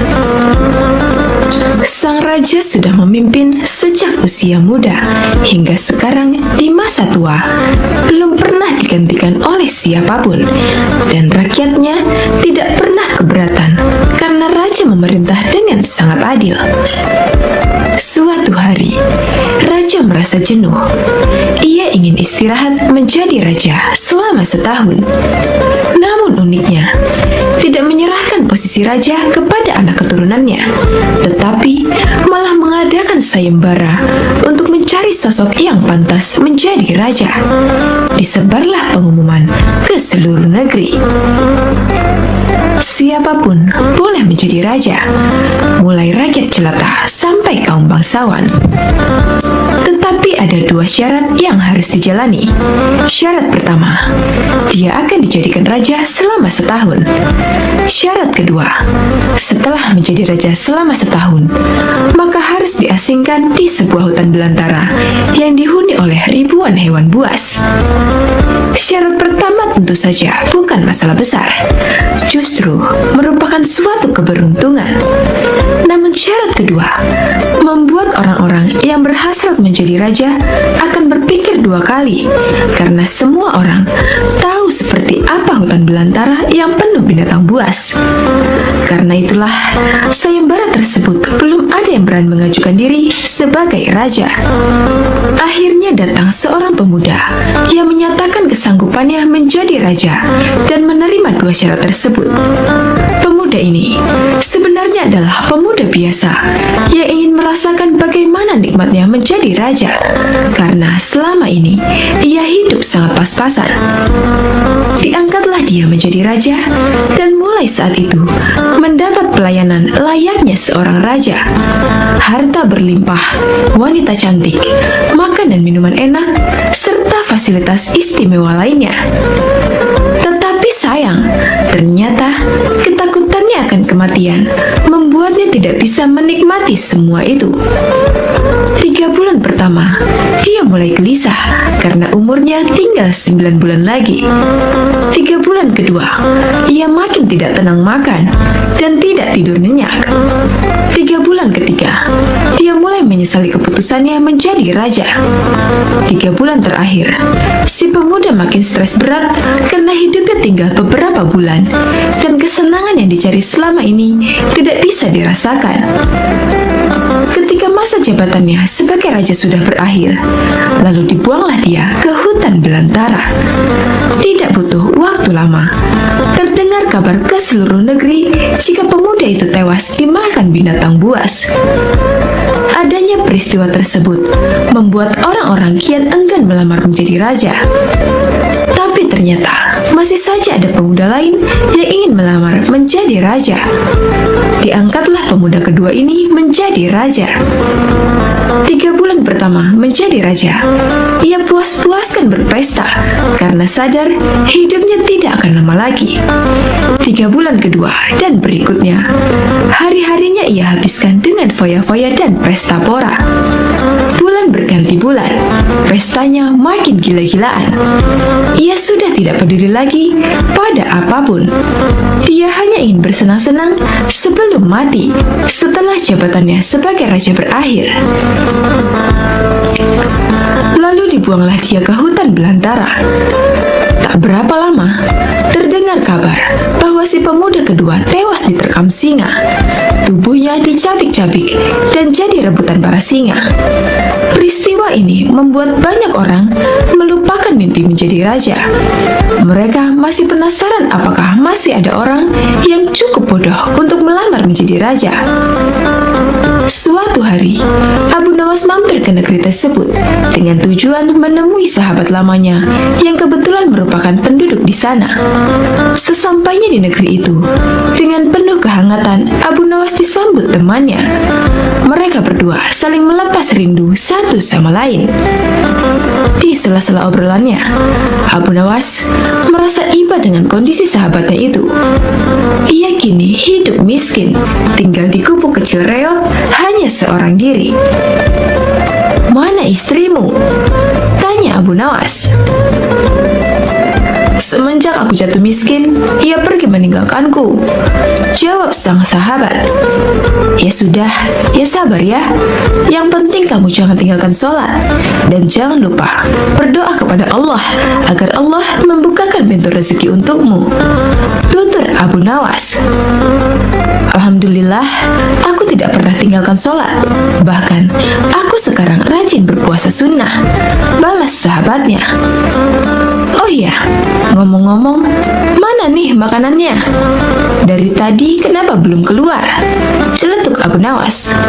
"Maaf Abu Nawas, aku sudah tidak punya apa-apa. Aku sendiri kadang sehari makan, kadang tidak," ujar sahabatnya. Mendengar hal itu membuat hati Abu Nawas makin tersenyum. "Kenapa tidak mencari kerja? Upahnya kan bisa untuk membeli makanan," tanya Abu Nawas. "Setiap hari aku keluar untuk cari pekerjaan, tapi belum juga dapat. Mungkin belum rezekiku," jawab sang sahabat. "Kalau mau nekat sih sebenarnya aku bisa. Bahkan aku bisa menjadi raja dan kaya raya. Tapi itu hanya sementara. Setelah itu aku mati diterkam binatang buas di hutan belantara," kata sahabatnya melanjutkan. "Maksudmu bagaimana?" tanya Abu Nawas heran. Kemudian sahabatnya itu memberitahu tentang sayembara yang diadakan rajanya. Mendengar sayembara tersebut, Abu Nawas terdiam sejenak. Tiba-tiba terlintas di benak Abu Nawas sebuah ide yang cemerlang. "Kamu ingin hidup kaya? Aku akan membantumu. Sekarang juga antarkan aku ke hadapan rajamu. Aku mau mendaftar menjadi raja," ucap Abu Nawas. "Kamu gila ya? Jangan Abu Nawas, itu sama saja bunuh diri," cegah sahabatnya. "Sudahlah, turuti saja perkataanku," timbal tinggal Abu Nawas. Maka diantarlah Abu Nawas ke istana untuk menemui sang raja. "Ada perlu apa kalian datang kemari?" tanya sang raja. "Maaf tuan, hamba Abu Nawas dari negeri seberang ingin mendaftar menjadi raja." "Itu pun kalau tuan raja mengizinkan," ucap Abu Nawas. "Oh, tentu saja boleh. Siapapun dipersilahkan menjadi raja. Tapi ada 2 syarat yang harus dijalani," ujar sang raja. "Hamba siap paduka yang mulia, tapi hamba minta satu permintaan. Izinkan sahabat hamba ini menjadi pengawal pribadi hamba," kata Abu Nawas sambil menunjuk sahabatnya yang berdiri di sampingnya. "Oh, silakan saja. Saat menjadi raja selama setahun, kau berhak atas segala sesuatunya, termasuk mengatur semua prajurit kerajaan beserta para menteri.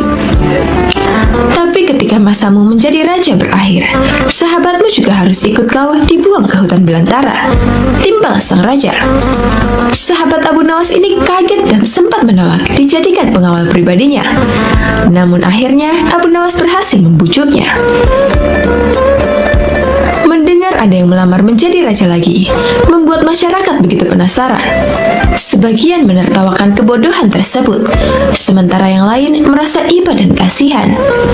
Abu Nawas akhirnya diangkat menjadi raja dan diberi segala kemewahan serta kemudahan fasilitas layaknya baginda raja. Ternyata berbeda dengan 2 pemuda sebelumnya. Abu Nawas tidak berpesta pora dan foya-foya, namun ia membuat beberapa tindakan selama menjadi raja. 3 bulan pertama, Abu Nawas memerintah ribuan prajurit untuk membabat habis hutan belantara dan memindahkan semua binatang buas ke tempat lainnya. Sebagai raja, tentu perintahnya harus dipatuhi. Setelah 3 bulan berlalu, hutan belantara tempat ia akan dibuang kini menjadi tanah kosong yang siap huni. 3 bulan kedua, Abu Nawas memerintahkan para arsitek membuat istana megah untuk dirinya, tentunya dengan uang kerajaan yang dikuasai. Abu Nawas bisa membangun apa saja, termasuk membangun istana di tanah yang dulunya adalah hutan belantara. Dalam jangka waktu 3 bulan, berdirilah istana megah dan kokoh. 3 bulan ketiga, Abu Nawas memerintahkan para prajurit membawakan harta dan perabotan dikirim ke istana yang baru saja dibangun. 3 bulan terakhir, Abu Nawas menawarkan kepada masyarakat siapa saja yang mau pindah di wilayah istananya akan dibuatkan rumah dan diberi modal uang untuk berdagang. Kesempatan tersebut tidak disia-siakan oleh warga. Ratusan orang mendaftarkan diri untuk pindah ke sekitaran istana Abu Nawas. Selama 3 bulan terakhir, tempat yang tadinya hutan belantara kini berubah menjadi pemukiman penduduk. Bahkan, di sana Abu Nawas mempunyai istana dengan dipenuhi harta kekayaan. Akhirnya habislah masa jabatan Abu Nawas sebagai raja. Sesuai perjanjian, Abu Nawas dan sahabatnya dibuang ke hutan belantara yang kini sudah menjadi pemukiman penduduk. Sesampainya di sana, Abu Nawas dan sahabatnya memasuki istana barunya. "Ini semua untukmu. Kau sekarang sudah menjadi orang kaya raya. Tapi jangan lupa bersedekah," tutur Abu Nawas. Sahabatnya itu terkejut bukan main. Ia langsung merangkul Abu Nawas dan mengucapkan terima kasih. Akhirnya Abu Nawas pun pamit pulang kembali ke negerinya. Wallahu a'lam bishawab.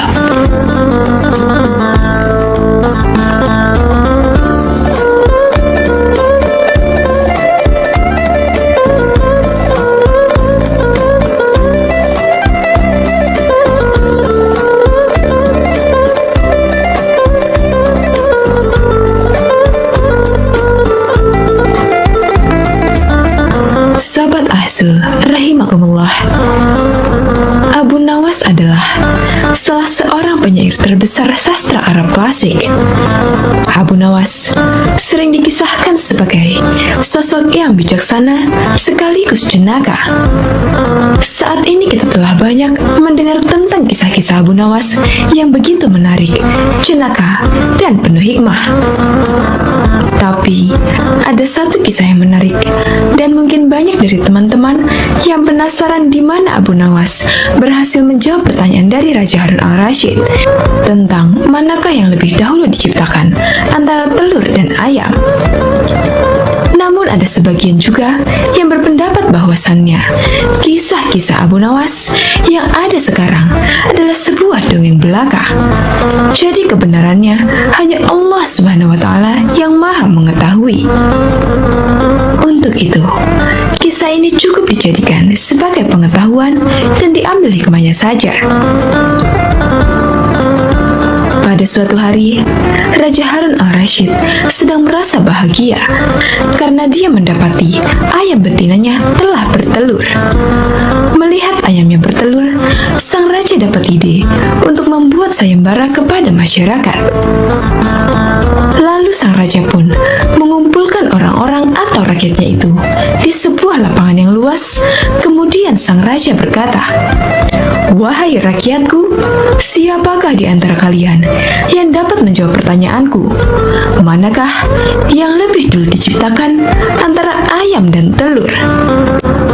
Barang siapa dari kalian yang berhasil menjawab pertanyaan dengan alasan yang logis, maka aku akan hadiahkan 1 peti penuh uang emas.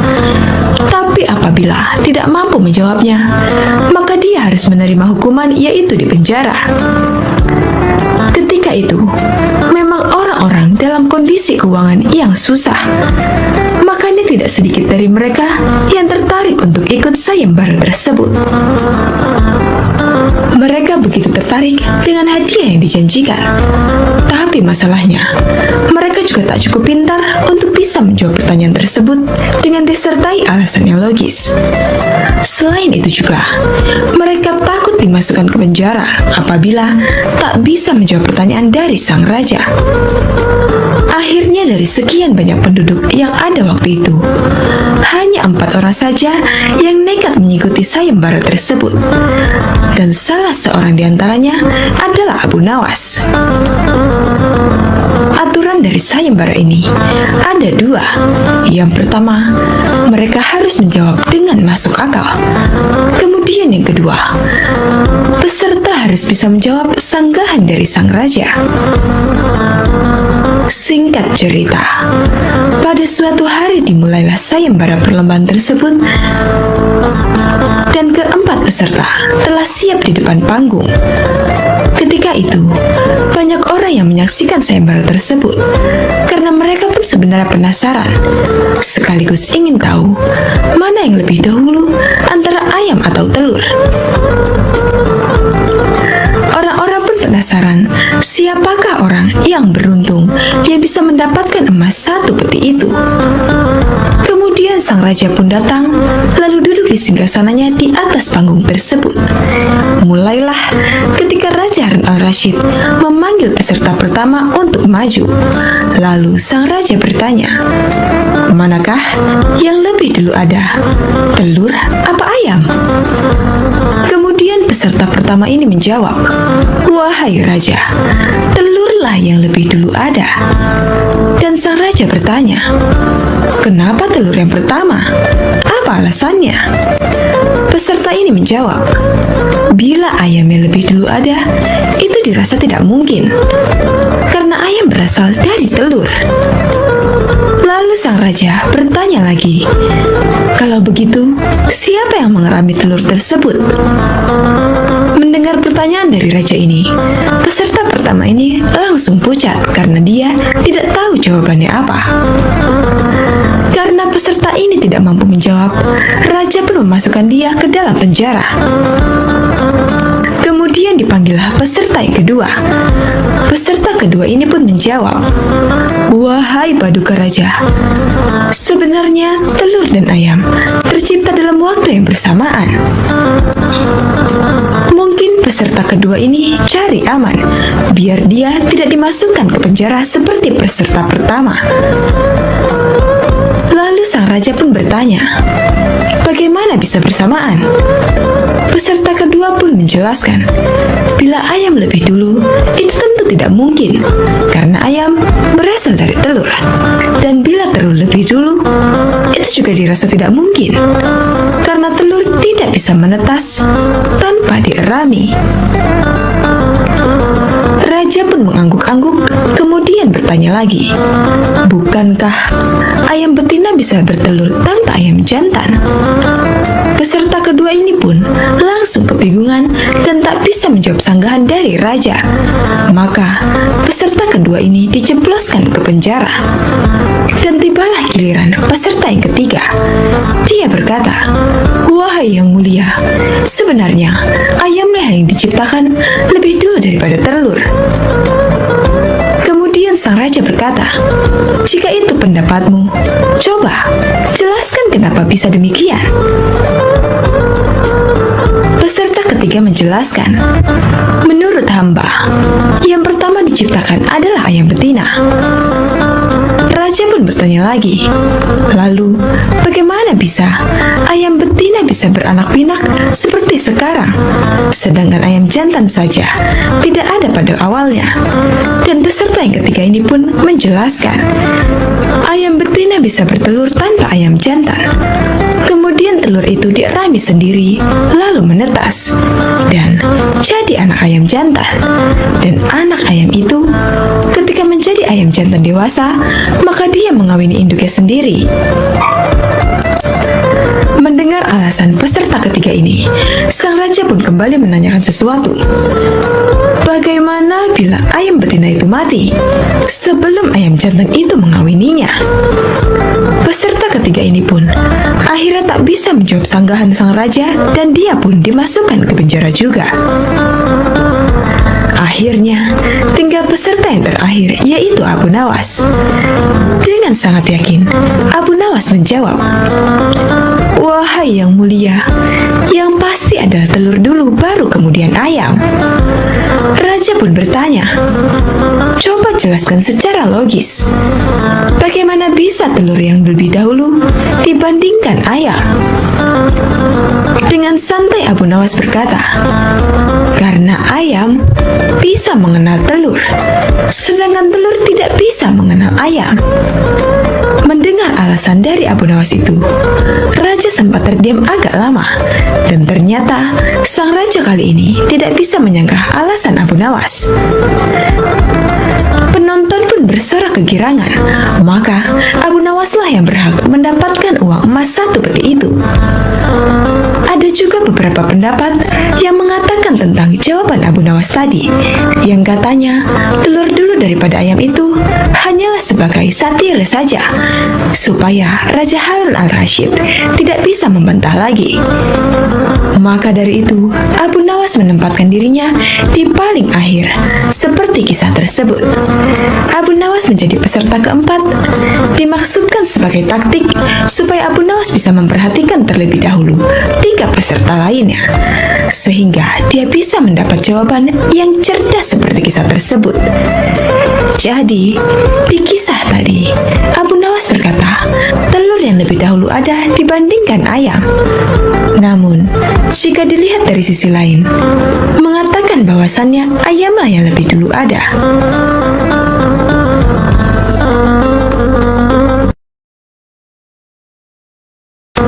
Sobat Azul, rahimakumullah.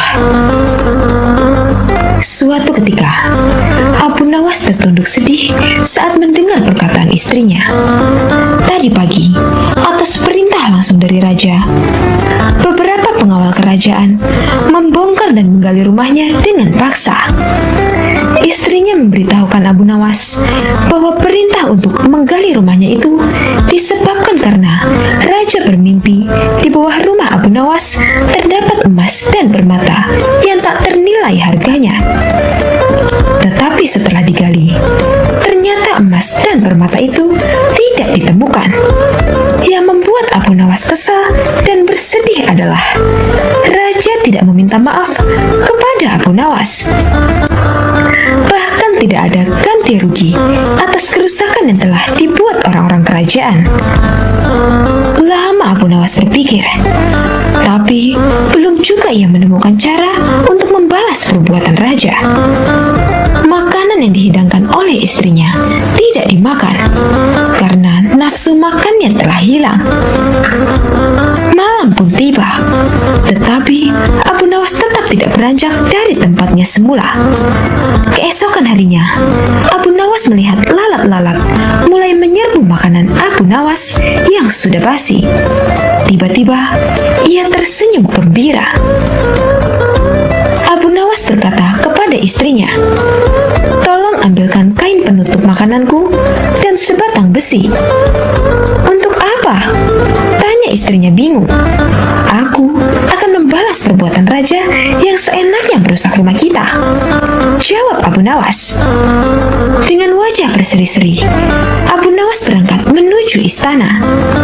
Tiba di istana, Abu Nawas memberi salam hormat dan berkata kepada raja, "Maaf raja, aku menemuimu untuk mengadukan perlakuan tamu-tamu yang tak diundang. Mereka memasuki rumahku tanpa izin dan berani memakan makananku." "Siapakah tamu-tamu yang tak diundang itu, wahai Abu Nawas?" tanya sang raja. "Lalat-lalat ini, raja," kata Abu Nawas sambil membuka penutup piringnya. "Kalau bukan kepadamu, kepada siapa lagi aku harus mengadukan ketidakadilan ini?" lanjut Abu Nawas. "Keadilan seperti apa yang kamu inginkan dariku?" tanya raja. "Aku hanya ingin mendapatkan izin tertulis dari raja untuk bisa menghukum lalat-lalat ini," jawab Abu Nawas. Meskipun terdengar aneh, tetapi raja tidak bisa menolak permintaan Abu Nawas karena saat itu para menteri sedang berkumpul di istana. Raja merasa malu jika menolak permintaan dari rakyatnya. Dengan terpaksa, raja akhirnya membuat surat izin yang isinya memperbolehkan Abu Nawas untuk memukul lalat-lalat itu dimanapun mereka hinggap. Tanpa menunda-nunda lagi, Abu Nawas segera mengusir lalat-lalat dari piringnya. Lalat-lalat itu terbang dan hinggap di sana di sini. Dengan tongkat besi yang sudah sejak tadi dibawanya dari rumah, Abu Nawas mulai mengejar dan memukul lalat-lalat itu. Seekor lalat hinggap di kaca. Abu Nawas pun memukul kaca itu hingga pecah. Begitupun dengan lalat-lalat lain yang menempel di vas bunga dan patung hias. Abu Nawas memukul tongkat besinya ke segala arah, sehingga sebagian perabotan istana pun menjadi hancur. Bahkan Abu Nawas nekat memukul lalat yang kebetulan hinggap di guci sang raja. Raja pun tidak bisa berbuat apa-apa, kecuali menyadari kesalahannya karena telah merusak rumah Abu Nawas dan keluarganya. Setelah merasa puas, Abu Nawas pun pamit pulang. Kini, barang-barang kesayangan raja telah hancur lebur. Bukan itu saja, raja juga merasa malu. Ia sadar betapa kelirunya berbuat semena-mena kepada Abu Nawas. Abu Nawas yang selalu lucu dan sering menghibur banyak orang itu ternyata bisa sangat marah kepada orang yang mengganggunya. Sementara itu, Abu Nawas pulang dengan perasaan lega. Ia sudah tidak sabar ingin bercerita kepada istrinya di rumah tentang apa yang baru saja ia lakukan di istana.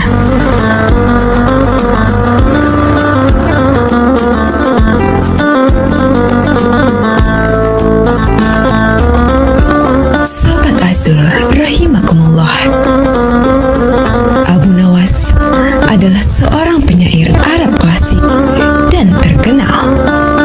Meski populer dan kerap disapa dengan Abu Nawas, sebetulnya panggilan tersebut bukanlah nama aslinya. Mengutip dari buku Abu Nawas, Sufi dan penyair ulung yang jenaka, susunan Muhammad Al-Faqih, julukan Abu Nawas ia peroleh karena rambutnya yang ikal dan panjang sebahu.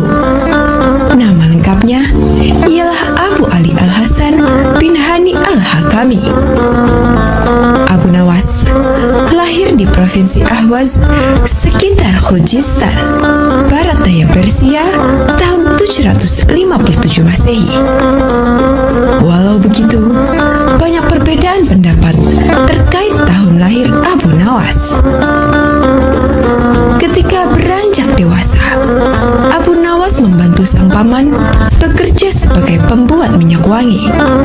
Seusai bekerja, ia sering pergi pergi ke masjid untuk belajar berbagai ilmu agama dan pengetahuan lainnya, seperti syair, fikih, dan ilmu hadis.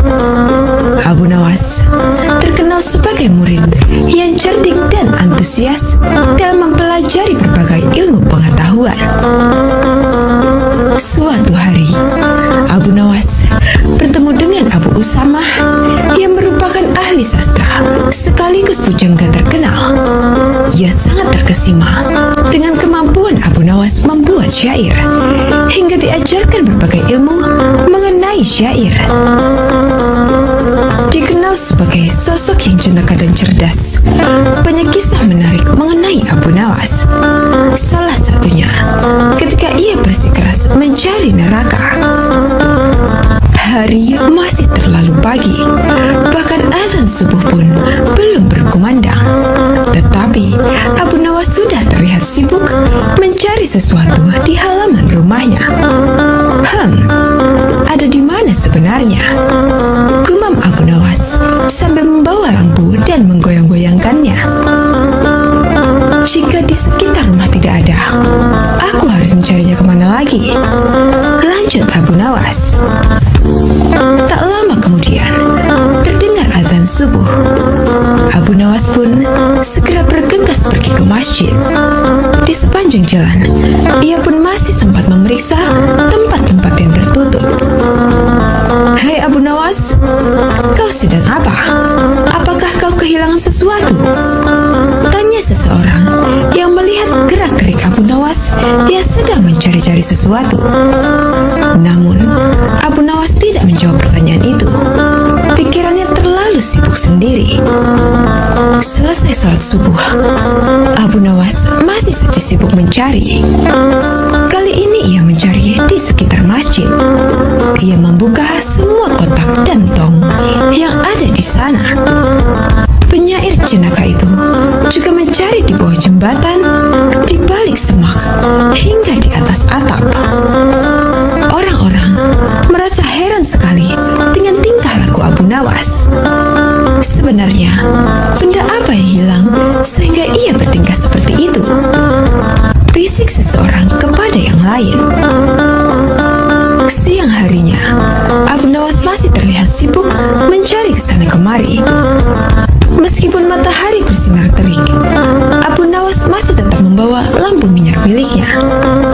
Kali ini ia mencari ke sekitar rumah-rumah warga. Lagi-lagi, aksinya ini membuat para tetangganya merasa keheranan. "Hai Abu Nawas, apakah kau butuh bantuan?" tanya salah satu tetangga yang memperhatikan Abu Nawas sedari tadi. Namun Abu Nawas menolak tawaran tersebut. 2 hari berikutnya, Abu Nawas masih saja sibuk mencari sesuatu itu kemana-mana sambil membawa lampu minyak miliknya, baik malam ataupun siang hari.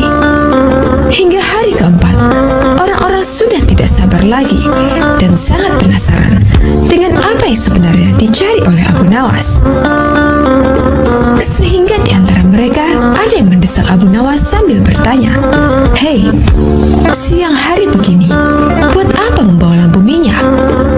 Jadi sebenarnya apa yang kau cari?" "Aku sedang mencari neraka," jawab Abu Nawas. Sontak semua orang yang ada di sekitar Abu Nawas dan mendengar jawabannya tertawa terbahak-bahak. "Dasar orang gila. Ternyata Abu Nawas sudah gila," kata mereka. Setelah itu, mereka mulai bubar karena tidak mau berurusan dengan orang gila. Sesuai hukum yang ada di kota Baghdad, orang gila dilarang untuk berkeliaran. Mereka harus ditangkap dan dikurung.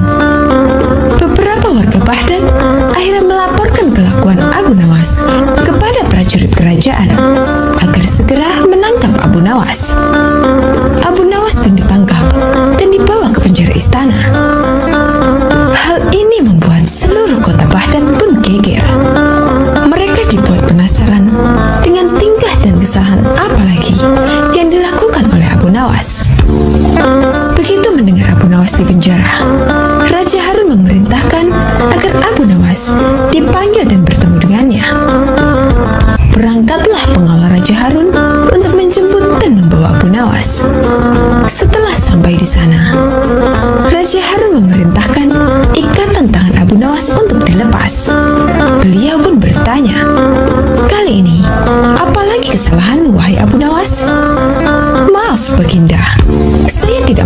kesalahan sama sekali, jawab Abu Nawas. Lantas, mengapa kamu membawa lampu di siang hari seperti orang gila? Tanya Raja Harun. Saat itu, saya sedang sibuk mencari neraka, Baginda Raja. Raja dan seluruh menteri yang ada di ruangan itu tertegun mendengar jawabannya. Kau gila, memang benar kau sudah gila, teriak Raja di depan Abu Nawas. Tidak Raja, saya tidak gila, merekalah yang gila.